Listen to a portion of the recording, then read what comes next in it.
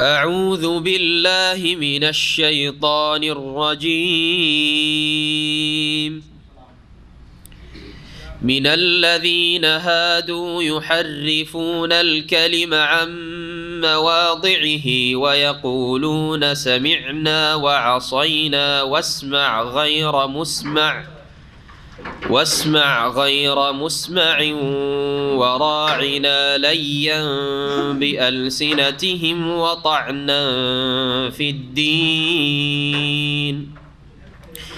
ولو أنهم قالوا سمعنا وأطعنا واسمع وانظرنا لكان خيرا لهم وأقوم ولكن لعنهم الله بكفرهم فلا يؤمنون إلا قليلا. يا أيها الذين أوتوا الكتاب آمنوا بما نزلنا مصدقا لما معكم من قبل أن نطمس وجوها فنردها على أدبارها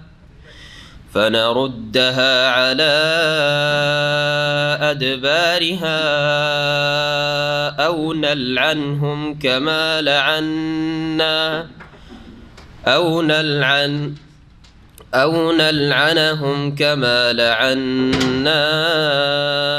أصحاب السبت وكان أمر الله مفعولا. إن الله لا يغفر أن يشرك به ويغفر ما دون ذلك لمن يشاء ومن يشرك بالله فقد افترى إثما عظيما. ألم تر إلى الذين يزكون أنفسهم بل الله يزكي من يشاء ولا يظلمون فتيلا.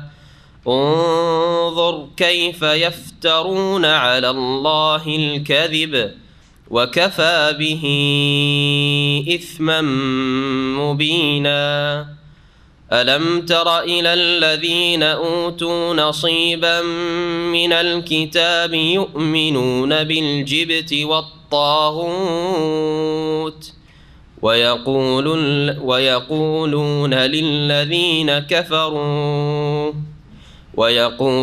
للذين كفروا هؤلاء أهدى من الذين آمنوا سبيلا.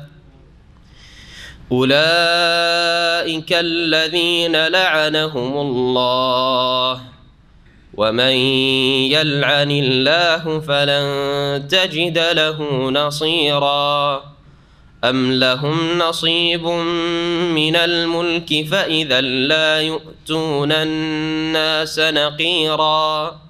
أم يحسدون الناس على ما آتاهم الله من فضله فقد آتينا آل إبراهيم الكتاب والحكمة وآتيناهم ملكا عظيما.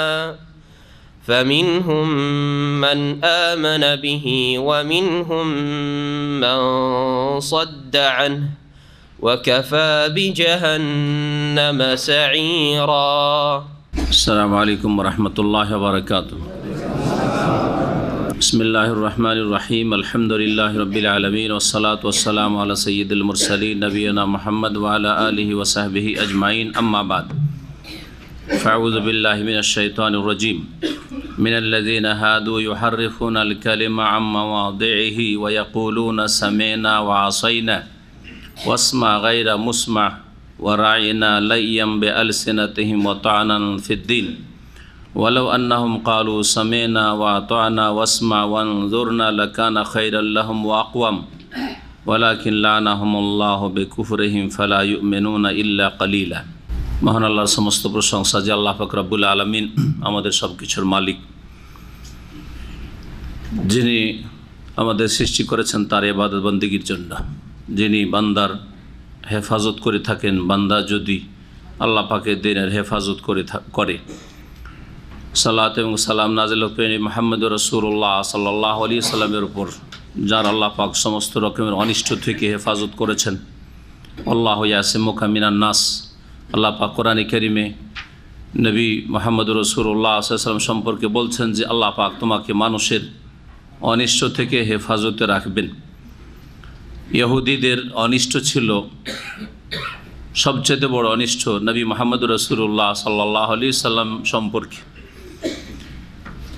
আল্লাহ পাক রব্বুল আলামিন ইহুদিদের অনিষ্ট থেকে তাঁর হেফাজত করেছেন। মুশরিক মক্কার যারা ছিল তাদের অনিষ্ট, এই রকমই যত নবী মুহাম্মদ রাসূলুল্লাহ সাল্লাল্লাহু আলাইহি সাল্লামের দুশমন ছিল, আর প্রত্যেক নবীর দুশমন শত্রু রয়েছে।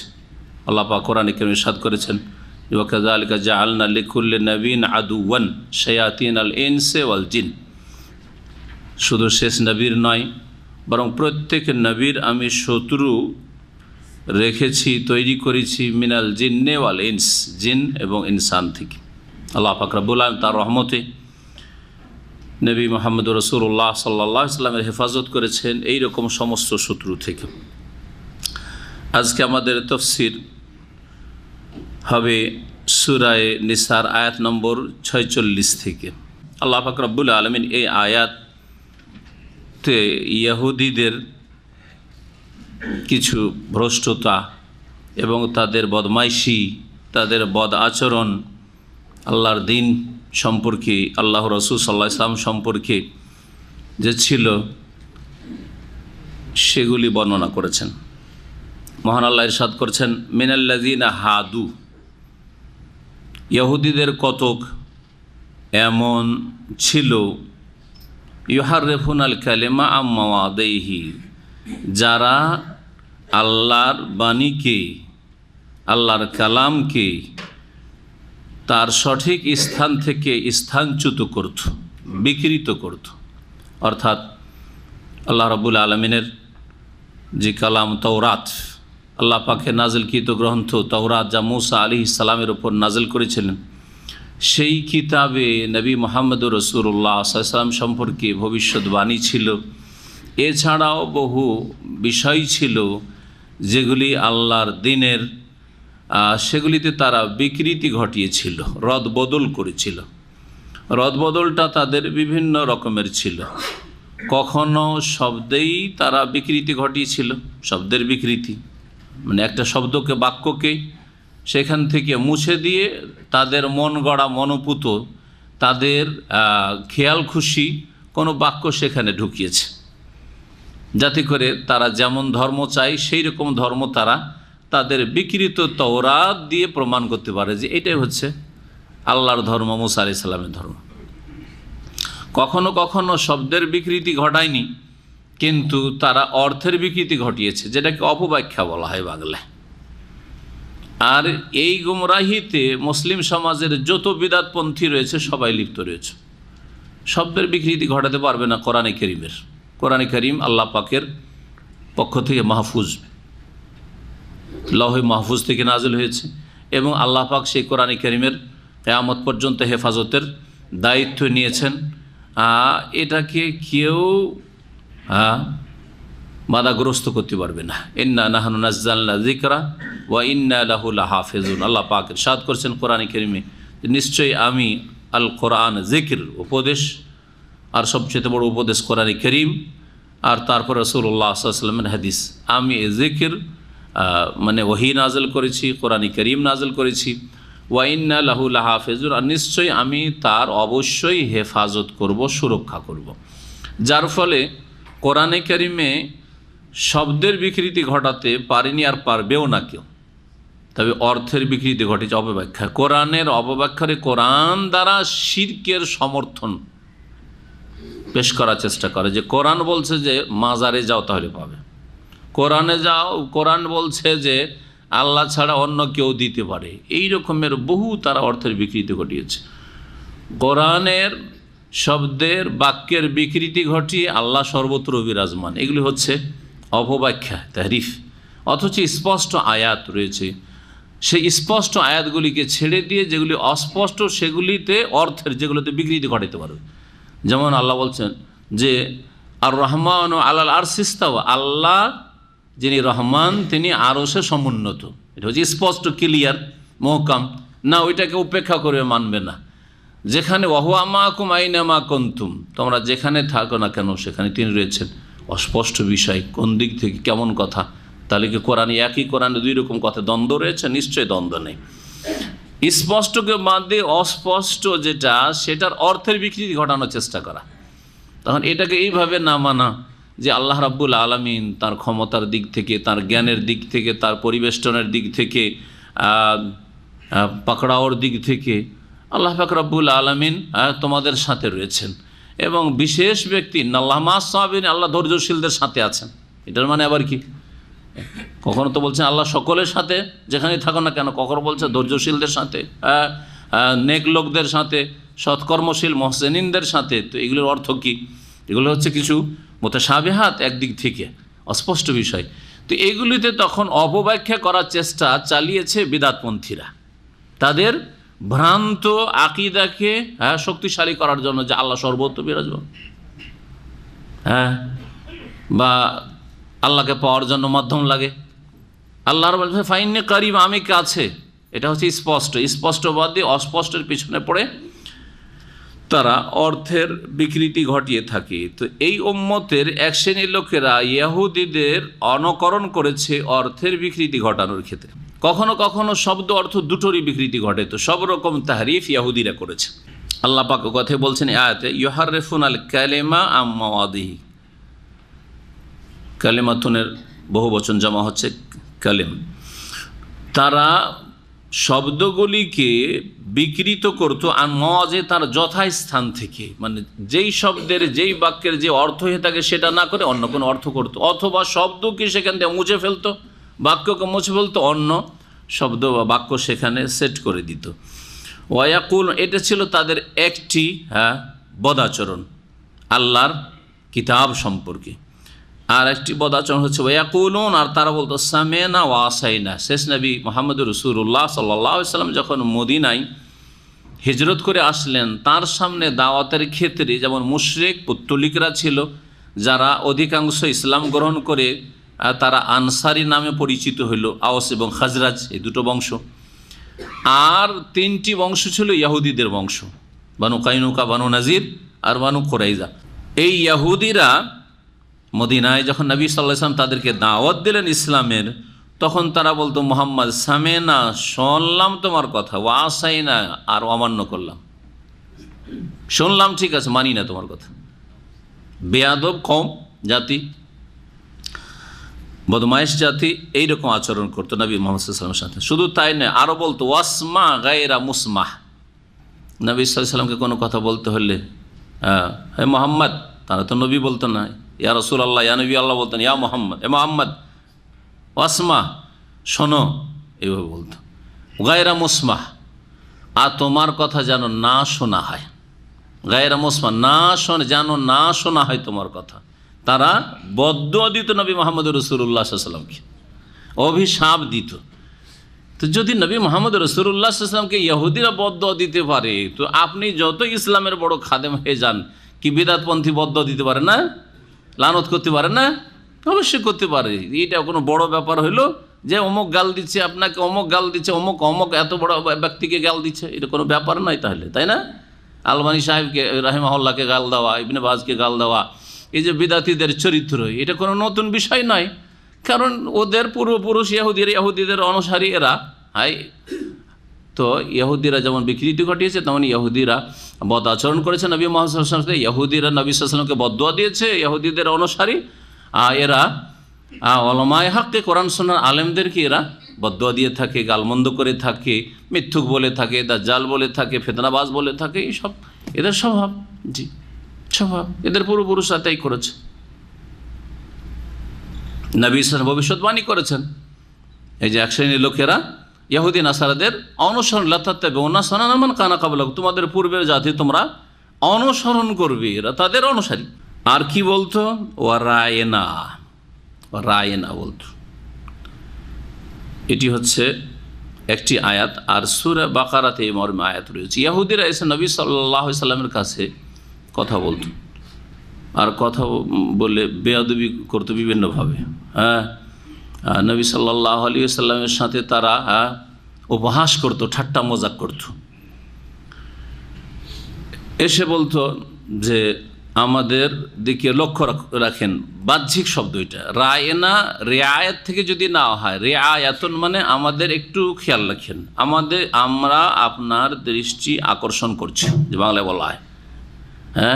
আমরা আপনার দৃষ্টি আকর্ষণ করছি মানে একটু আমাদের খেয়াল রাখেন। ধরেন একজন কথা বলতে চাইছে, আর হয়তো অন্যদিকে মনোযোগী হয়ে বা এমনি কথা বলছেন, কিন্তু এই পার্সোনাল কথা বলছে, কিন্তু আমি আপনার একটু দৃষ্টি আকর্ষণ করছি, বা আমার একটু খেয়াল রাখেন। ছাত্র একজন বুঝতে পারেন না, অন্যরা বুঝে নিচ্ছে তাড়াতাড়ি, যে বুঝতে পারে না সে বলে একটু আমার দিকে লক্ষ্য রাখেন, বা একটু লক্ষ্য করেন আমার দিকে। ঠিকই এইরকম শব্দ, বাহ্যিক তো শব্দটা এইরকম ছিল, রায়না। রেআয়াত থেকে যদি না হয় তাহলে এর অর্থ ভালো, কিন্তু তাদের নিয়ত ছিল খারাপ। এই রেআয়াত শব্দ থেকে নিত না তারা কি থেকে নিত, সেটাকে একটু বাঁকা করে বলতো, আর জিহ্বা কুঞ্চিত করে, জবান বাঁকা করে কথা বলা, এটা ইহুদিদের একটা বদ চরিত্র।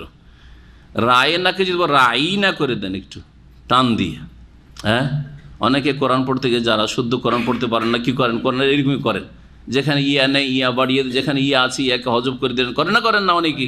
ঠিক এরা জেনে শুনে ইচ্ছা করে বলতো, রায়নার জায়গায় কি বলতো, রাইনা। রাই মানে হচ্ছে রাখাল, রাই মানে হচ্ছে রাখা, রা আর আ থেকে রাখালি করা, রাই না মানে আমাদের, তো রাই না মানে আমাদের রাখাল। তো নবী সাল্লাল্লাহু আলাইহি ওয়াসাল্লামকে যখন সম্বোধন করবে, রাই না মানে হে আমাদের রাখাল, নবীকে রাখাল বলতো।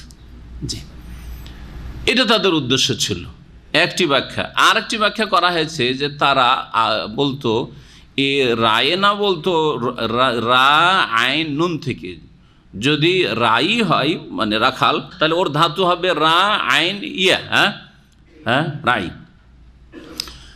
কিন্তু আর একটা ধাতু হইতে পারে, সেটার অর্থ খারাপ, রা আইন নুন রউনাতুন থেকে।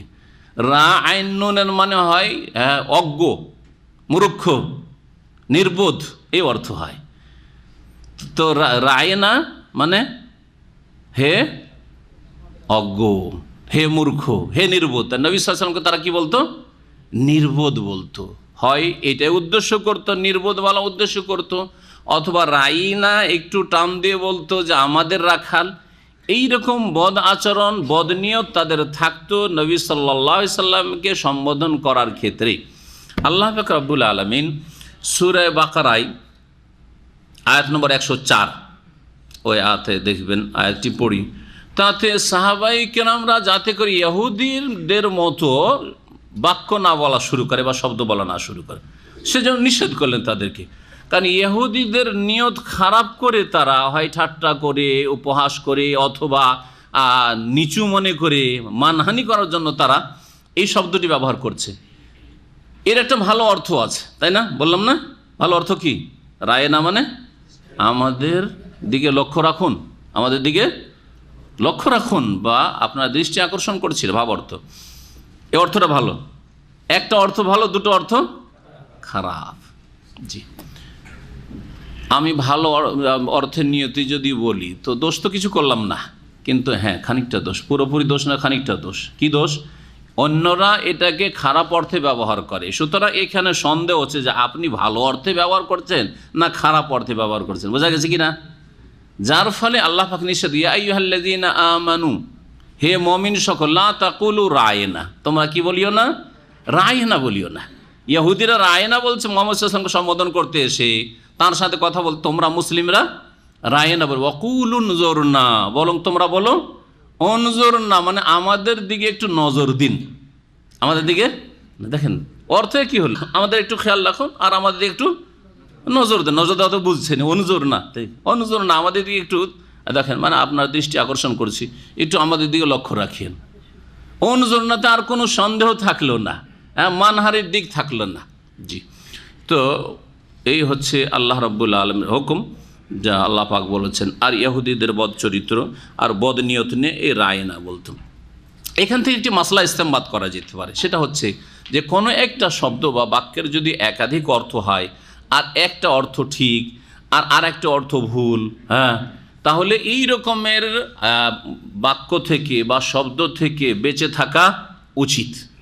হ্যাঁ, বেঁচে থাকা উচিত। অনেক শব্দ আছে যেই শব্দের দুটো অর্থ, একটা অর্থ ভালো আর একটা অর্থ মন্দ, হয় না? হয় না?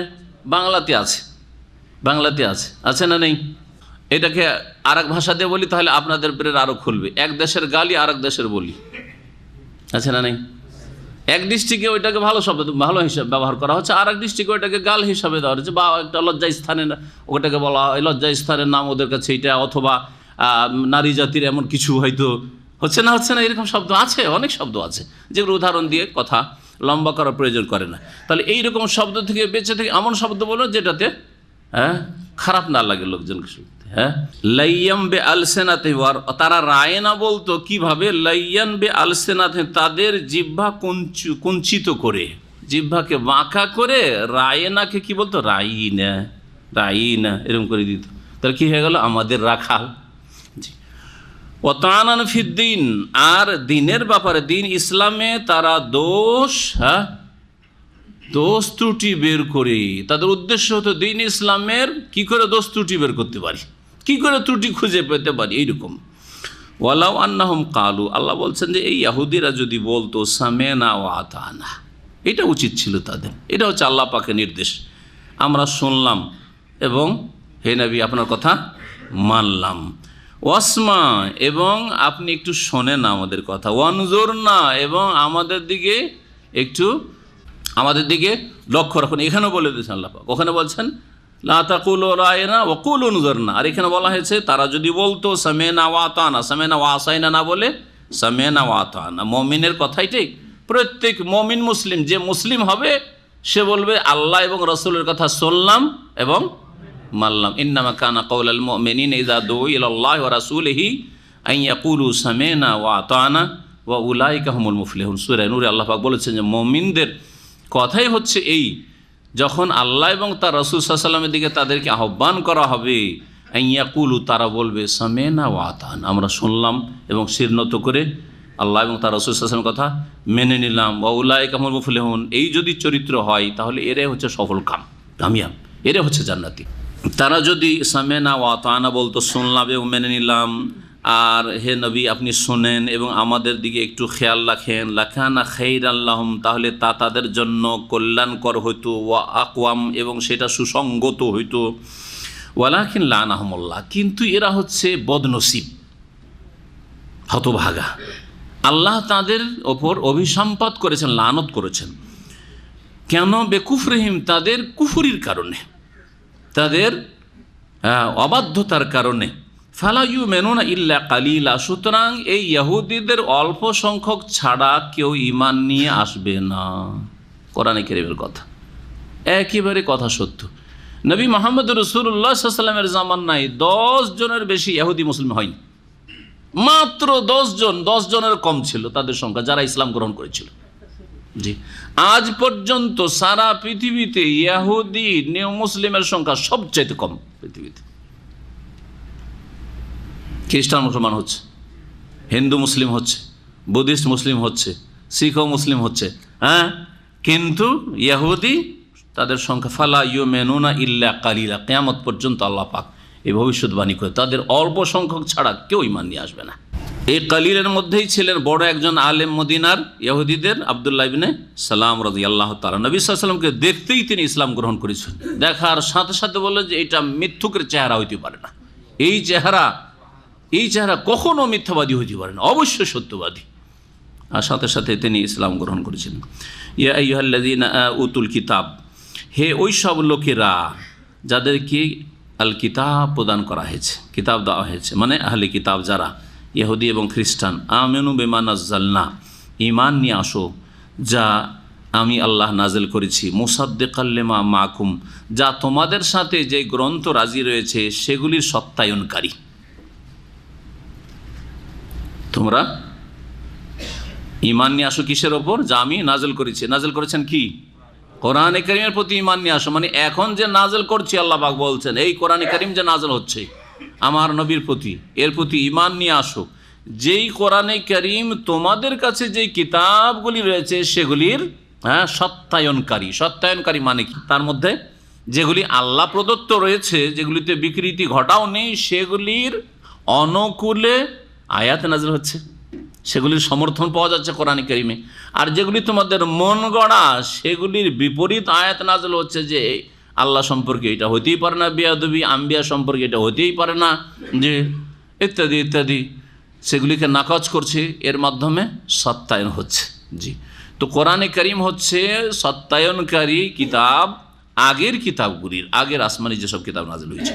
মিন ক্বাবলি আন নাতমিসা উজুহা, তোমরা ঈমান নিয়ে আসো চেহারা, বেশ কিছু মুখমণ্ডল বিকৃত করার পূর্বে আমি বেশ কিছু মুখমণ্ডলকে বিকৃত করে দেব, বানর শুকরের চেহারাই পরিণত করে দেব। এই রকমের আযাব আসার পূর্বে ঈমান নিয়ে আসো। এমন পরিস্থিতি না হয় যাতে তোমাদের চেহারা কুকুর আর শুকুরের আর বানরের চেহারায় পরিণত না হয়ে যায়। তামস মানে হচ্ছে মুছে দেওয়া শাব্দিক অর্থ, আর এখানে তামস মানে বিকৃতি, চেহারার বিকৃতি ঘটানো। আল্লাহ পাক ইচ্ছা করলে সব কিছুই করতে পারেন। যেমন মূসা দাউদ আলাইহিস সালামের যুগে বনি ইসরাঈলদের মধ্যে আল্লাহ পাক করেছেন না করেননি? যারা শনিবারে হিল্লা করে কি করেছিল, মাছ ঘিরে রেখে দিয়েছিল, আল্লাহ পাক নিষেধ করেছিলেন, আর তারপরে রবিবারের দিন ধরে নিল মাছ, সীমা লঙ্ঘন করেছিল। আল্লাহ ফাকুলনা লাহুম কুনু কিরাদাতান খাসিন, আল্লাহ পাক তাদেরকে লাঞ্ছিত বানরে পরিণত করে দিয়েছে। রূপ চেহারা সব কিছু বানরের মতো হয়েছিল। 3 দিন তারা বেঁচে ছিল আর ঝরঝর করে কান্না করতো। তারপরে এই জাতিকে আল্লাহ পাক ধ্বংস করেছেন। বর্তমান বানর সেই বানরের জাতির, বানর আগে থেকে একটা মখলুক আল্লাহ পাকের, সেটা আগে থেকে ছিল, সেটা আছে। কিন্তু যেই মানুষগুলিকে বানরের রূপে রূপান্তরিত করা হয়েছে সেগুলিকে আল্লাহ পাক ধ্বংস করে দিয়েছিলেন। ফানারুদ্দাহা আলা আদবারিহা, অতঃপর আমি সেই মুখমণ্ডলগুলিকে পেছন দিকে ফিরিয়ে দেব। অর্থাৎ সামনে যে চক্ষু আছে, এই চক্ষুকে আমি ইচ্ছা করলে পেছন দিকে করে দিতে পারি। তোমাদের চক্ষুকে পেছন দিকে যদি করে দিত তোমরা সামনে দেখতে পাবে না, আমি করতে সক্ষম। অথবা আমি তাদের উপর অভিসম্পাত করব, লানত করব, রহমত থেকে বঞ্চিত করব। যেমন আমি শনিবার ওয়ালাদের ওপর লানত করেছিলাম, যারা শনিবারে সীমা লঙ্ঘন করেছিল, ওদেরকে আসহাবুস সাবত বলা হয়েছে। ওয়াকানা আমরুল্লাহি মাফউলা, আর আল্লাহ রাব্বুল আলামিনের যে নির্দেশ রয়েছে, চূড়ান্ত ফয়সালা রয়েছে, তা অবশ্যই কার্যকর হবে, তা অবশ্যই কার্যকর হবে, মাফউলা হবেই হবে। আল্লাহ যদি কোনো কিছু করতে চান তো কেউ বাধা দেওয়ার আছে নেই। এটা হচ্ছে ওয়াকানা আমরুল্লাহি মাফউলা, আল্লাহ যদি কিছু করতে চান তো অবশ্যই সেটা করবে, কার্যকর। এই আয়াত শোনার পরে প্রখ্যাত একজন ইহুদিদের আলেম ছিলেন, নবী সাল্লাল্লাহু আলাইহি ওয়াসাল্লামের জামানায় ইসলামের খবর পেয়েছিলেন। ইয়ামান দেশের লোক, ইসলাম গ্রহণ করেনি। তারপরে আবু বকর সিদ্দিক রাদিয়াল্লাহু তাআলা জামানা চলে গেল, ইসলাম গ্রহণ করে। ওমর রাদিয়াল্লাহু তাআলা জামানায় ইসলাম গ্রহণ করেছিলেন। তার ঘটনাটি তাফসীর ইবনে কাসিরে আছে, আপনাদেরকে সংক্ষেপে শোনাই। খুব সুন্দর ঘটনা বলছে। কাব আহবার এই আয়াতটি শোনার পরে, আয়াত নম্বর 47, সূরা নিসা আয়াত নম্বর 47, যে যদি ঈমান না নিয়ে আসো কোরআনে কারীমের প্রতি, তো আল্লাহ ইচ্ছা করলে কি করবেন, তোমাদের চেহারাকে বিকৃত করে দেবেন এবং তোমাদের সামনের দিক থেকে পেছন দিকে ফিরিয়ে দেবেন। আল্লাহ পাক সব কিছু করতে সক্ষম। বলছেন যে আসলামা হিনা সামিআ হাযিহিল আয়াত, এই আয়াত শোনার পরে কাব আল আহবার ইসলাম গ্রহণ করেছিল। ইবনে জারির তাবরীতে রয়েছে যে তাজাক্কারনা ইনদা ইব্রাহিম ইসলাম কাব এই আহবার কেমন করে ইসলাম গ্রহণ করেছিল এই সম্পর্কে আমরা আপোষে আলোচনা করছিলাম। কাল আসলামা কাব জামান ওমর, এই কাব আহবার ওমর রাদিয়াল্লাহু তাআলার খেলাফত আমলে ইসলাম গ্রহণ করে। কিভাবে বলছে, আকবাল ওয়া ইউরিদু বাইতুল মাকদিস, ইয়ামান দেশ দক্ষিণে, তাই না, দক্ষিণের দিকে, দক্ষিণ থেকে যাচ্ছে কোন দিকে, বাইতুল মুকাদ্দাস কোন দিকে, উত্তরে। মাঝখানে মক্কা পড়ছে, মদিনা পড়ছে, এসব অতিক্রম হয়ে যাবে, তাই না। ফামাররা আলাল মদিনা, মদিনা হয়ে অতিক্রম করছিল। ফাখারাজ এলি ওমর রাদিয়াল্লাহু তাআলা জানতে পারলেন যে ইহুদিদের একজন বড় আলেম ইয়ামান থেকে বেরিয়েছে, এখন ইসলাম গ্রহণ করেন, ইসলামের দাওয়াত দিতে যায়। এই ছিল ইসলাম দাওয়াত দিতে যাওয়ার আগ্রহ। খলিফা ইসলাম প্রচারের জন্য যাচ্ছেন, ইসলামের দায়ী তিনি। ফাকাল ইয়া কাব, গিয়ে বললেন যে হে কাব, আসলেম, ইসলাম গ্রহণ করো, ইসলাম গ্রহণ করে নাও। জি, ইসলামের দাওয়াত দেওয়া মানে এই নয় যে সারা জীবন কিতাব দিতে থাকলাম আর সারা জীবন শুধু ক্যাসেট সিডি দিতে থাকলাম, বরং সরাসরি বলতে হবে আপনার জন্য কল্যাণকর, ইসলাম গ্রহণ করে নেন, এটা ভালো আপনার জন্য। বেয়াদবি করে নেয়, আদবের সাথে বলা, হ্যাঁ, শ্রদ্ধা সম্মানের খেয়াল রেখে বলা, এটা হচ্ছে ইসলামের দাওয়াত। এটা হচ্ছে কোরআন হাদিসের তরিকা। কিন্তু নবী সাল্লাল্লাহু আলাইহি ওয়াসাল্লাম রাজাদেরকে চিঠি লিখেছেন, হ্যাঁ, তাদেরকে বলছে আসলেম তাসলাম, ইসলাম গ্রহণ করুন, এতে নিরাপদ থাকবেন, দুনিয়া আখিরাত আপনার নিরাপদ হয়ে যাবে। এটা হচ্ছে তরিকা, নবীর তরিকা, সুন্নতি তরিকা। ইসলামের দাওয়াত দিতে হবে। ইসলামের দাওয়াত দেওয়ার তরিকা এই নয় যে খেলনা টেলনা নিয়ে খেলালাম আর তারপর খেলাধুলা করলো আর তারপরে কিছু সাইকেল দিলাম, কিছু গিফট দিলাম আর তারপর কিছু ইসলামের বললাম না, চলে আসলাম। যেমন কিছু ইসলামিক সেন্টারের লোকেরা আজকাল এইরকম শুরু করেছে। শুধু এইটুকু করা ইসলামের দাওয়াত দেওয়া তরিকা না, এগুলো হচ্ছে নতুন তরিকা, মানুষের আবিষ্কৃত তরিকা, সুন্নতি তরিকা না। আসলে ইসলাম যখন গ্রহণ করতে বললেন, ওমর রাদিয়াল্লাহু আনহু ফাকালা আলাস্তুম তাকরাউনা ফিল কিতাবিকুম, তোমাদের কিতাবে কি এরকম কথা নাই যে আমাদেরকে বলা হয়েছে কীরকম মাসালুল্লাহ হম্মেলুত তাওরা, ওই সব লোকদের দৃষ্টান্ত উপমা যাদের কে তাওরাত বহন করার দায়িত্ব দেওয়া হয়েছে, কামাসালিল হেমার ইয়াহমেল আসফার, তারা গাধার মতো। ও রাগ হয়ে আছে ওরা যে আল্লাহ কোরআনে আমাদেরকে গাধার মতো বলেছেন। হ্যাঁ, এইরকম কথা তোমাদের কোরআনে আছে। ওয়াইনাকাদ হম্মেল না তাওরা ওয়ানাকাদ হম্মেল তো তাওরা, দেখো তাওরাতের আমার জ্ঞান আছে, তা আমি কি গাধার মতো নাকি? তাহলে কালাফা তার ওমর দেখলো জানা এর মধ্যে হটকারিতা আছে, ইসলাম গ্রহণ করবে না, ছেড়ে দিলাম। তাহলে বোঝা গেল যে ইসলামের দাওয়াত দিয়ে দেওয়ার পর জরুরি নয়, দাওয়াত দিয়ে দিলে আল্লাহর হুজ্জত কায়েম করা জরুরি নয় যে ওকে যেইভাবে হোক না কেন ইসলাম গ্রহণ করিতে হবে, কিছু প্রলোভন দিয়ে বা এই সেই করে, না না না, জরুরি নয়। খেলমাটা পড়িয়ে দেওয়া সে গেল, অন্তর পাল্টিল না, এইসব ফালতু কাজ এগুলো। আসলে এই তরিকাও ঠিক না, ছেড়ে দিলেন, যাও ঠিক আছে, ইসলাম গ্রহণ করবে না, তোমার ক্ষতি করবে, আমাদের কি ক্ষতি করলো, আল্লাহর কথা পৌঁছে দিলাম তোমার কাছে, যাতে আল্লাহ কিয়ামতে জিজ্ঞেস না করে ওমর তোমার মদিনা হয়ে এই লোক গিয়েছিল, তুমি তো ইসলামের কথা পৌঁছাওনি তার কাছে। সুম্মা খারাজা হাত্তা ইনতাহা ইলা হিমস, চলে গেল মদিনা পার হয়ে একবার হিমস আজকাল শাম দেশের একটি বড় শহর, সে হিমসে পৌঁছে গেল। ফাসামিয়া রাজুলান মিন আহলে হাজিনান, একজন লোক, হ্যাঁ, এই ইহুদিদেরই, সে বড়ই দুঃখিত অবস্থায়, শোকের অবস্থায়, চিন্তিত অবস্থায় এই আয়াত পড়ছিল, ইয়াকুল ইয়া আইয়ুহাল্লাযীনা উতুল কিতাব আমিনু বিমা নাযালনা মুসাদ্দিকাল লিমা মাআকুম মিন ক্বাবলি আন নাতমিসা ওয়ুজুহান ফানারুদ্দাহা আলা আদবারিহা।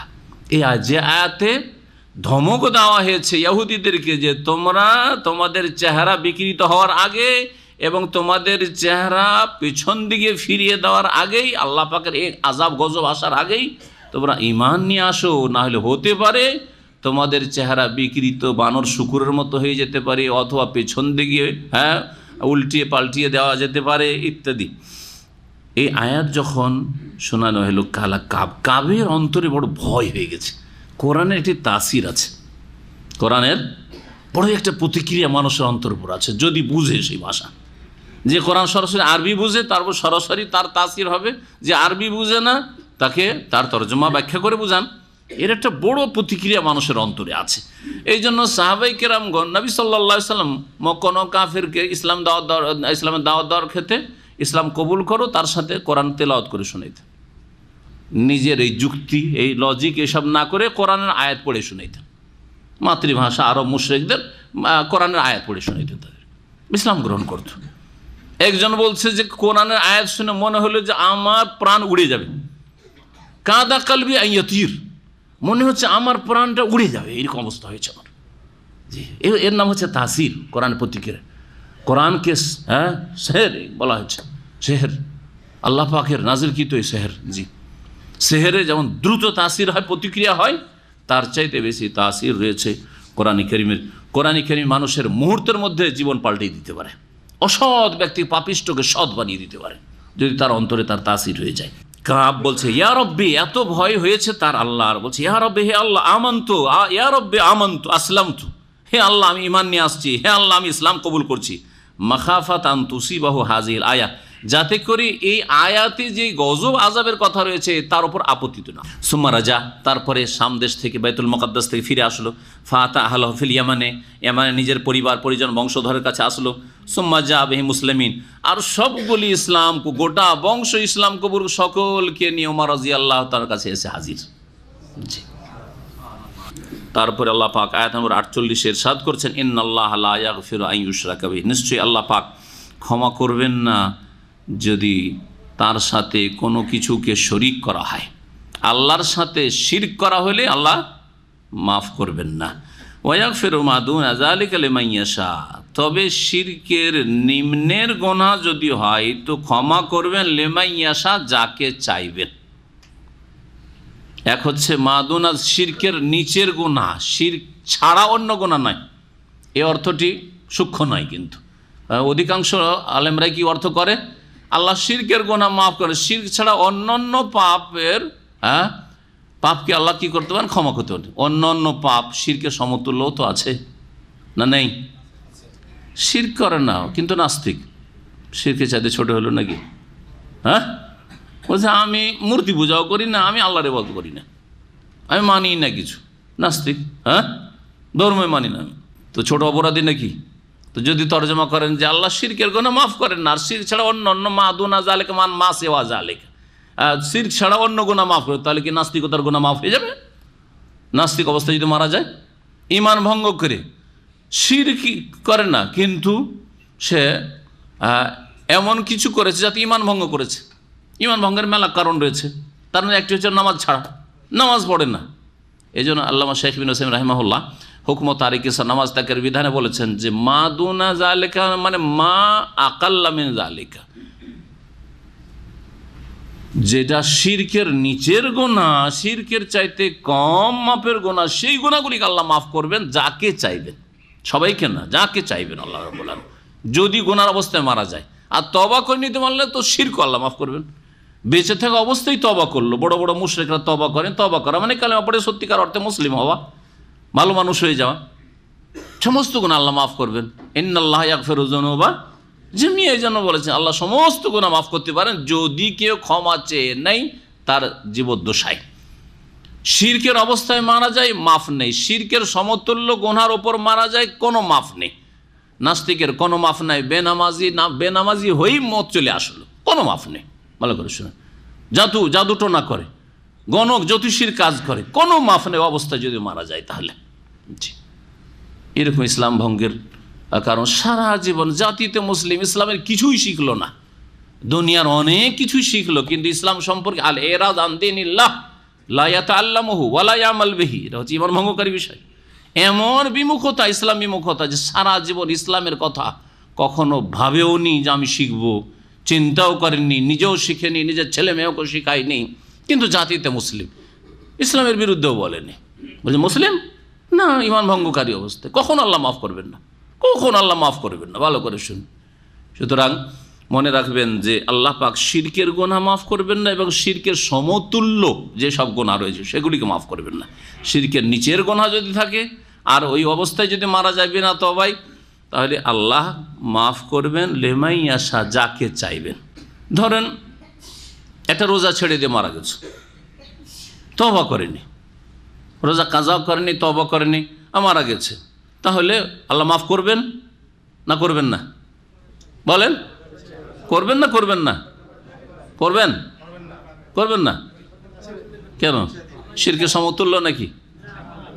আল্লাহ মাফ করতে পারেন লিমাশা, সকল বেরোজাদারকে মাফ এটা নয়, কিন্তু যাকে চাইবেন, যাকে আল্লাহ অন্তর জানে যে এই লোকটি রোজা ছেড়েছে কিন্তু কি পরিস্থিতিতে ছেড়েছে।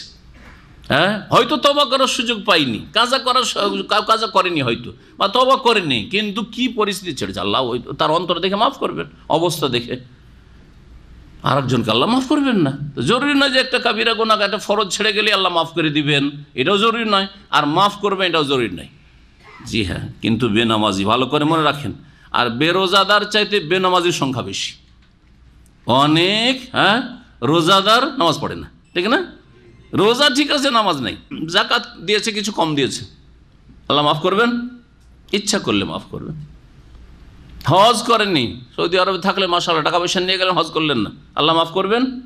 লেমাই আসা, ইচ্ছা, আল্লাহ যাকে ইচ্ছা, এমন নয় যে সবাইকে আল্লাহ মাফ করে দিবেন। হ্যাঁ, যাকে ইচ্ছা আল্লাহ মাফ করবেন, আর যাকে ইচ্ছা ইনশা আযাবাহু ওয়া ইনশা গাফারা লাহু। সহিহ বুখারীতে হাদিস রয়েছে, আল্লাহ চাইলে আযাব শাস্তি দেবেন, আর আল্লাহ চাইলে মাফ করবেন। বান্দার হক যদি মানুষের হক হয়, যতক্ষণ বান্দা মাফ না করবে বা আপনি তার পেমেন্ট পরিশোধ না করবেন, তার হক ফিরিয়ে না দেন, আল্লাহ মাফ করবেন না। তারপরে আল্লাহ পাক ইরশাদ করেছেন, ওমান ইউশরিক বিল্লাহ, যারা আল্লাহর সাথে শিরক করে, ফাকাদ ইফতারা ইসমান আজিমা, তারা মহাপাপ রচনা করল, মহাপাপ করল। শিরকের চাইতে বড় পাপ কিছু নেই। ইসমান আজিমা এখানে বলা হয়েছে, অন্য জায়গায় বলে ইন্না শিরকা লাযুলমুন আজিম, একই কথাই। ওখানে শিরক যুলমুন আজিম, এখানে ইসমুন আজিম, ইসম মানে গুনাহ। আলাম তারা ইলাল্লাযীনা ইউযাক্কুনা আনফুসাহুম, হে নবী তুমি কি দেখো নাই ওই সব লোকদের যারা নিজেদেরকে পবিত্র বলে ঘোষণা করে, নিজেদের পবিত্রতা প্রকাশ করে যে আমরা খুব ভালো মানুষ। যারা নিজেকে ভালো বলার চেষ্টা করে তাদেরকে আল্লাহ ঘৃণা করেন, তাদের আল্লাহ নিন্দা করেছেন। আয়াত সকলকে শামিল, আয়াত সকলকে, যে কোনো মানুষ হোক না কেন সকলকে শামিল। যদিও আয়াতের শানে নজুল হয়তো ইহুদিরা বলতো যে নাহনু আবনাউল্লাহ ওয়া আহিব্বাহু, আমরা আল্লাহর পুত্র সন্তান এবং আল্লাহর প্রিয়জন। আল্লাহর পুত্র, আল্লাহর প্রিয়জন, এটা সার্টিফিকেট। আমরা আল্লাহর খুব কাছের আপনজন। তাজকিয়া দেখো ইহুদিদেরকে, নিজের পবিত্রতা প্রকাশ করে যে আমরা খুব ভালো মানুষ, খুব অ্যাডভান্স। তারপরে তারা বলতো লাইয়াদখুলাল জান্নাতা ইল্লা মান কানা হুদান আও নাসারা, জান্নাতে যদি যায় তো ইহুদিরা বলতো শুধু ইহুদিরা যাবে। আবার খ্রিস্টান বলতো যে আমরা শুধু জান্নাতে যাব, আর কেউ যাবে না। আজকাল যেমন মাজারপন্থী যারা পীরপন্থী রয়েছে, বেরেলভিরা, তারা বলে যে সারা দুনিয়ার মুসলিম, সৌদি আরব তো ঢালাহারে, তারপরে দেশেরও সমস্ত, এমনকি দেওবন্দীদেরকেও ছাড়ে না, তবলিগ ভাইদেরকেও ছাড়েন না, জামাত ইসলামীকেও ছাড়ে, কাউকে ছাড়েন না। ওদের মতোই রফাদান ছাড়েন, ওদের মতোই নামাজ, ওদের মতো আমিনও বলেন না, ওদের মতো সূরা ফাতিহা, ওদের মতো নামাইতে পড়ে, তারপরও মাপ নেই, সবকে কাফের, ঢালাহারে কাফের বলে এরা। জানেন না বেরেলভি রিজভিরা ঢালাহারে সারা পৃথিবীর মুসলিমকে কাফের। মুসলিম তাহলে কে? একমাত্র মুসলিম হচ্ছে যারা কবর মাজার পূজা করে, পীর ধরে। জি হ্যাঁ, এটা হচ্ছে তাজকিয়া, নিজের পবিত্রতা ঘোষণা করে আমরাই শুধু জান্নাতে যাওয়ার অধিকার, আর কেউ যাবে না। এটা যে কেউ হোক না, সকলকে শামিল।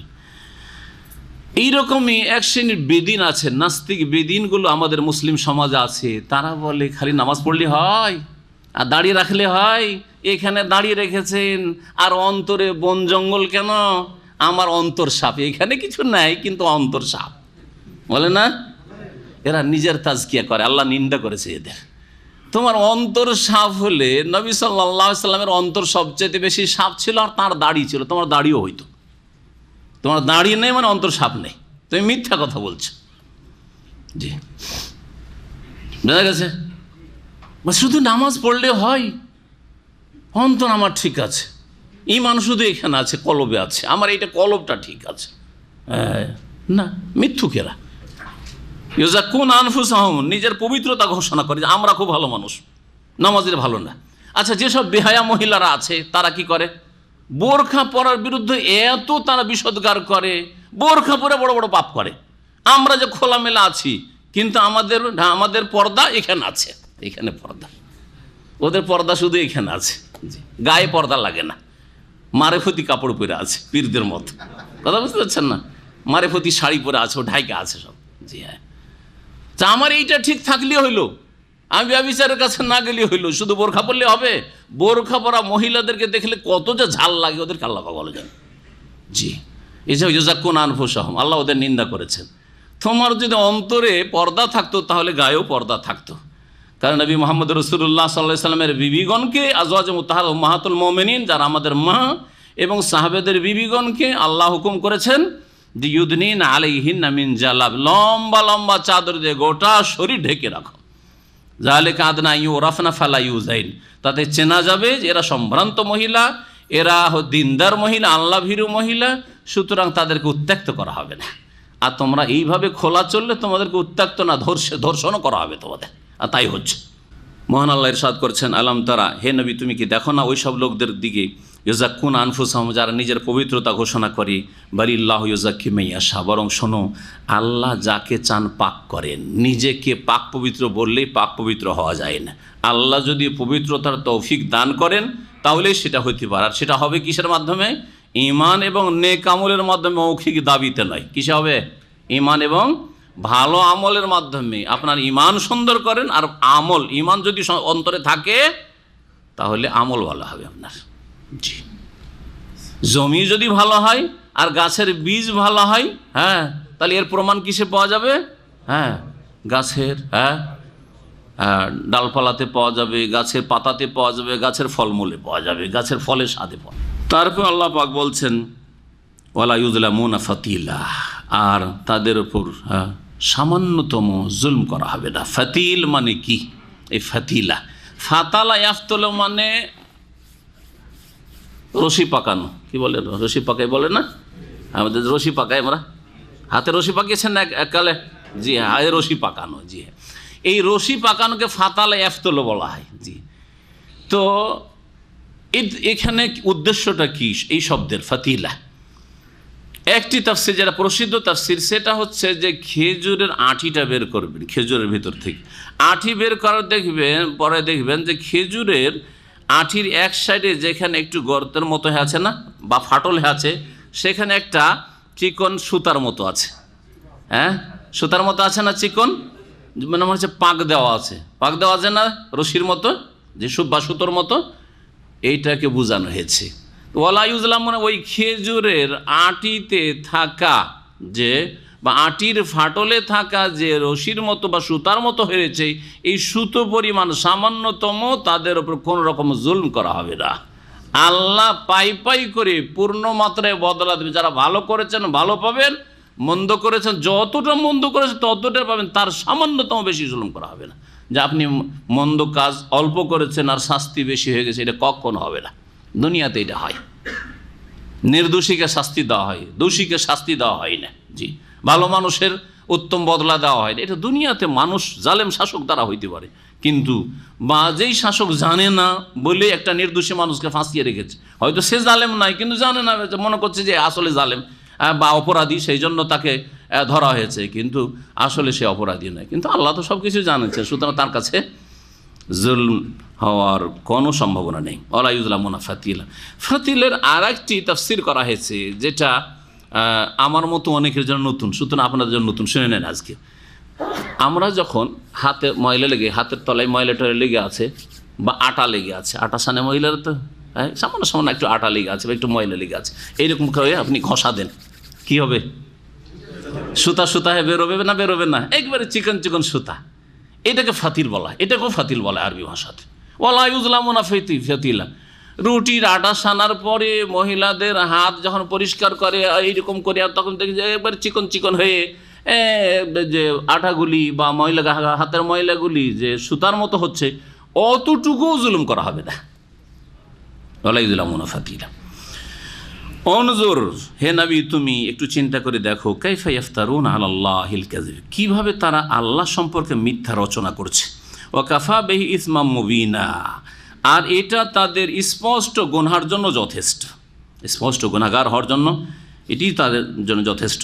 আলাম তারা আল্লাযিনা উতু নাসিবা মিনাল কিতাব ইউমিনুনা বিল জিবতি ওয়াত তাগুত, এসব আয়াতগুলি সব ইহুদিদের সম্পর্কে নাযিল হয়েছে, কিন্তু এই চরিত্র যদি মুসলিমদেরও থাকে তাহলে এই আয়াতের অন্তর্ভুক্ত ওরা হবে।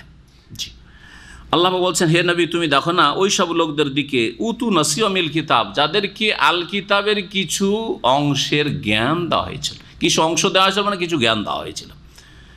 আল কিতাব তাওরাতের, ইনজিলের জ্ঞান দান করা হয়েছিল, তারপরেও জ্ঞান থাকা সত্ত্বেও ইউমিনুনা বিল জিবতি ওয়াত তাগুত, তারা বিশ্বাস করে জিবত এবং তাগুতকে। এই জিবত আর তাগুত, এখানে দুটো শব্দ ব্যবহৃত হয়েছে। এর তাফসীর কি এ সম্পর্কে নানা মত রয়েছে। তার মধ্যে জিবত কয়েকটি বিষয় বা কয়েকটি বস্তু সম্পর্কে বলা হয়। আর তাগুত, তাগুত সম্পর্কে নানা কথা রয়েছে, তার মধ্যে একটি কথা বললে সবগুলি কথা চলে আসবে। তাগুত হচ্ছে কুল্লু মা ওবেদা মিন দুনিল্লাহ, আল্লাহ ছাড়া যেসবের পূজা করা হয়, উপাসনা করা হয়, সেটা হচ্ছে তাগুত। এবাদত গায়র, সহজ ভাষা বলে আল্লাহ ছাড়া অন্যের উপাসনায় হচ্ছে তাগুতি কাজ। আর যে করে বা যার করা হয় আর এতে সন্তুষ্ট, তারা হচ্ছে তাগুত। তাগা থেকে সীমা লঙ্ঘন করে, এরা হচ্ছে সীমা লঙ্ঘনকারী। কারণ আল্লাহর সীমানা হচ্ছে যে এক আল্লাহর ইবাদত করো। যারা আল্লাহ ছাড়া অন্যের উপাসনা করলো, পূজা করলো, তারা সীমা লঙ্ঘন, বড় সীমা লঙ্ঘন করলো, তারা হচ্ছে তাগুত। জিবতের তাফসীর সম্পর্কে, জিবত কখনো বলা হয়েছে সেহের, জাদুকে, প্রতিমা পুতুলকে বলা হয়েছে, কখনো জ্যোতিষী বিদ্যাকে বলা হয়েছে, কাহানাকে বলা হয়েছে। তো ইহুদিরা করতো কি, তাদের তাওরাতের জ্ঞান থাকা সত্ত্বেও, তাওরাত আল্লাহ পাকের নাযিলকৃত কিতাব, তাতে এই আল্লাহ ছাড়া অন্যের ইবাদত, শিরক, এ কথাও ছিল। আর সেহের, কুফরি, জ্যোতিষী, শিরকি কাজ, কুফরি কাজ, ভবিষ্যৎবাণী করা, ভবিষ্যৎ সম্পর্কে জানতে পারি এই দাবি করা, যে এমন কোনো মন্ত্রতন্ত্র আছে বা মাধ্যম আছে যেগুলি দিয়ে হারিয়ে যাওয়া বস্তু জানা যেতে পারে, অথবা নিখোঁজ বস্তুর খোঁজ করা যেতে পারে, অথবা ভবিষ্যৎবাণী করা যেতে পারে যে তুমি বিদেশ যাচ্ছ, তোমার বিদেশ সাকসেস হবে, হবে না, এমন করে থাকে। এসবগুলি হচ্ছে শিরকি কাজ, কুফরি কাজ, প্রতিমা পুতুলের পূজা। এইরকমই শয়তান, কেউ কেউ, জিবত হচ্ছে সেহের আর তাগুত হচ্ছে শয়তান। তাগুত সম্পর্কে তিনটি মূলনীতির আলোচনা, বিস্তারিত আলোচনা করেছে। তিনটি মূলনীতির শেষ পর্বে, শেষ দিকে, এই ছোট্ট কিতাবটিতে শাইখুল ইসলাম আব্দুল রহমতুল্লাহ আলাইহ শেষ দিকে তাগুত মেলা রয়েছে। তার মধ্যে মুখ্য তাগুত হচ্ছে কত প্রকার? 5 প্রকার। আশা করি ওই আলোচনাটি 30টি আলোচনা আমার ধারাবাহিক রয়েছে, 3টি মূলনীতি, সেটা শুনেলে বিস্তারিত জেনে দেবেন। এখন তাফসীর আগে বাড়াই। এই ইহুদিরা তারা জিবতে, সেহের, জাদুতে আর জ্যোতিষীবিদ্যায় বা আল্লাহ ছাড়া অন্যের ইবাদতে, এইসবে তারা বিশ্বাসী হয়েছিল। ওয়ায়াকুলুনা, অথচ তাদের তাওরাতের জ্ঞান ছিল।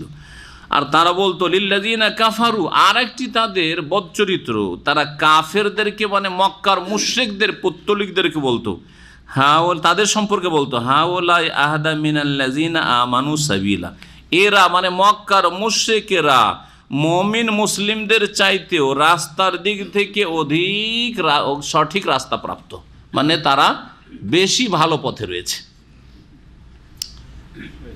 অথচ সুবহানাল্লাহ, চিন্তা করেন যে ইহুদিদের কাছেও আসমানি কিতাব আছে, আর কোরআনে কারীম আসমানি কিতাব। তারপরেও কোরআনে কারীমকে যারা অস্বীকার করছে, মক্কার মুশরিকরা, আরব মুশরিকরা, তাদের সম্পর্কে বলতো যে এই আরবের যারা পৌত্তলিক, পুতুল, প্রতিমা পূজা করছে, তারা এই মোহাম্মদ চাইতে, মোহাম্মদের সাথী সঙ্গী মুসলিমদের চাইতে ভালো।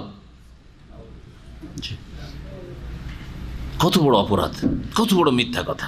আজকে পৃথিবীর অবস্থা যদি দেখেন, ঠিক ওই রকমই, সমস্ত কুফরি শক্তি এক।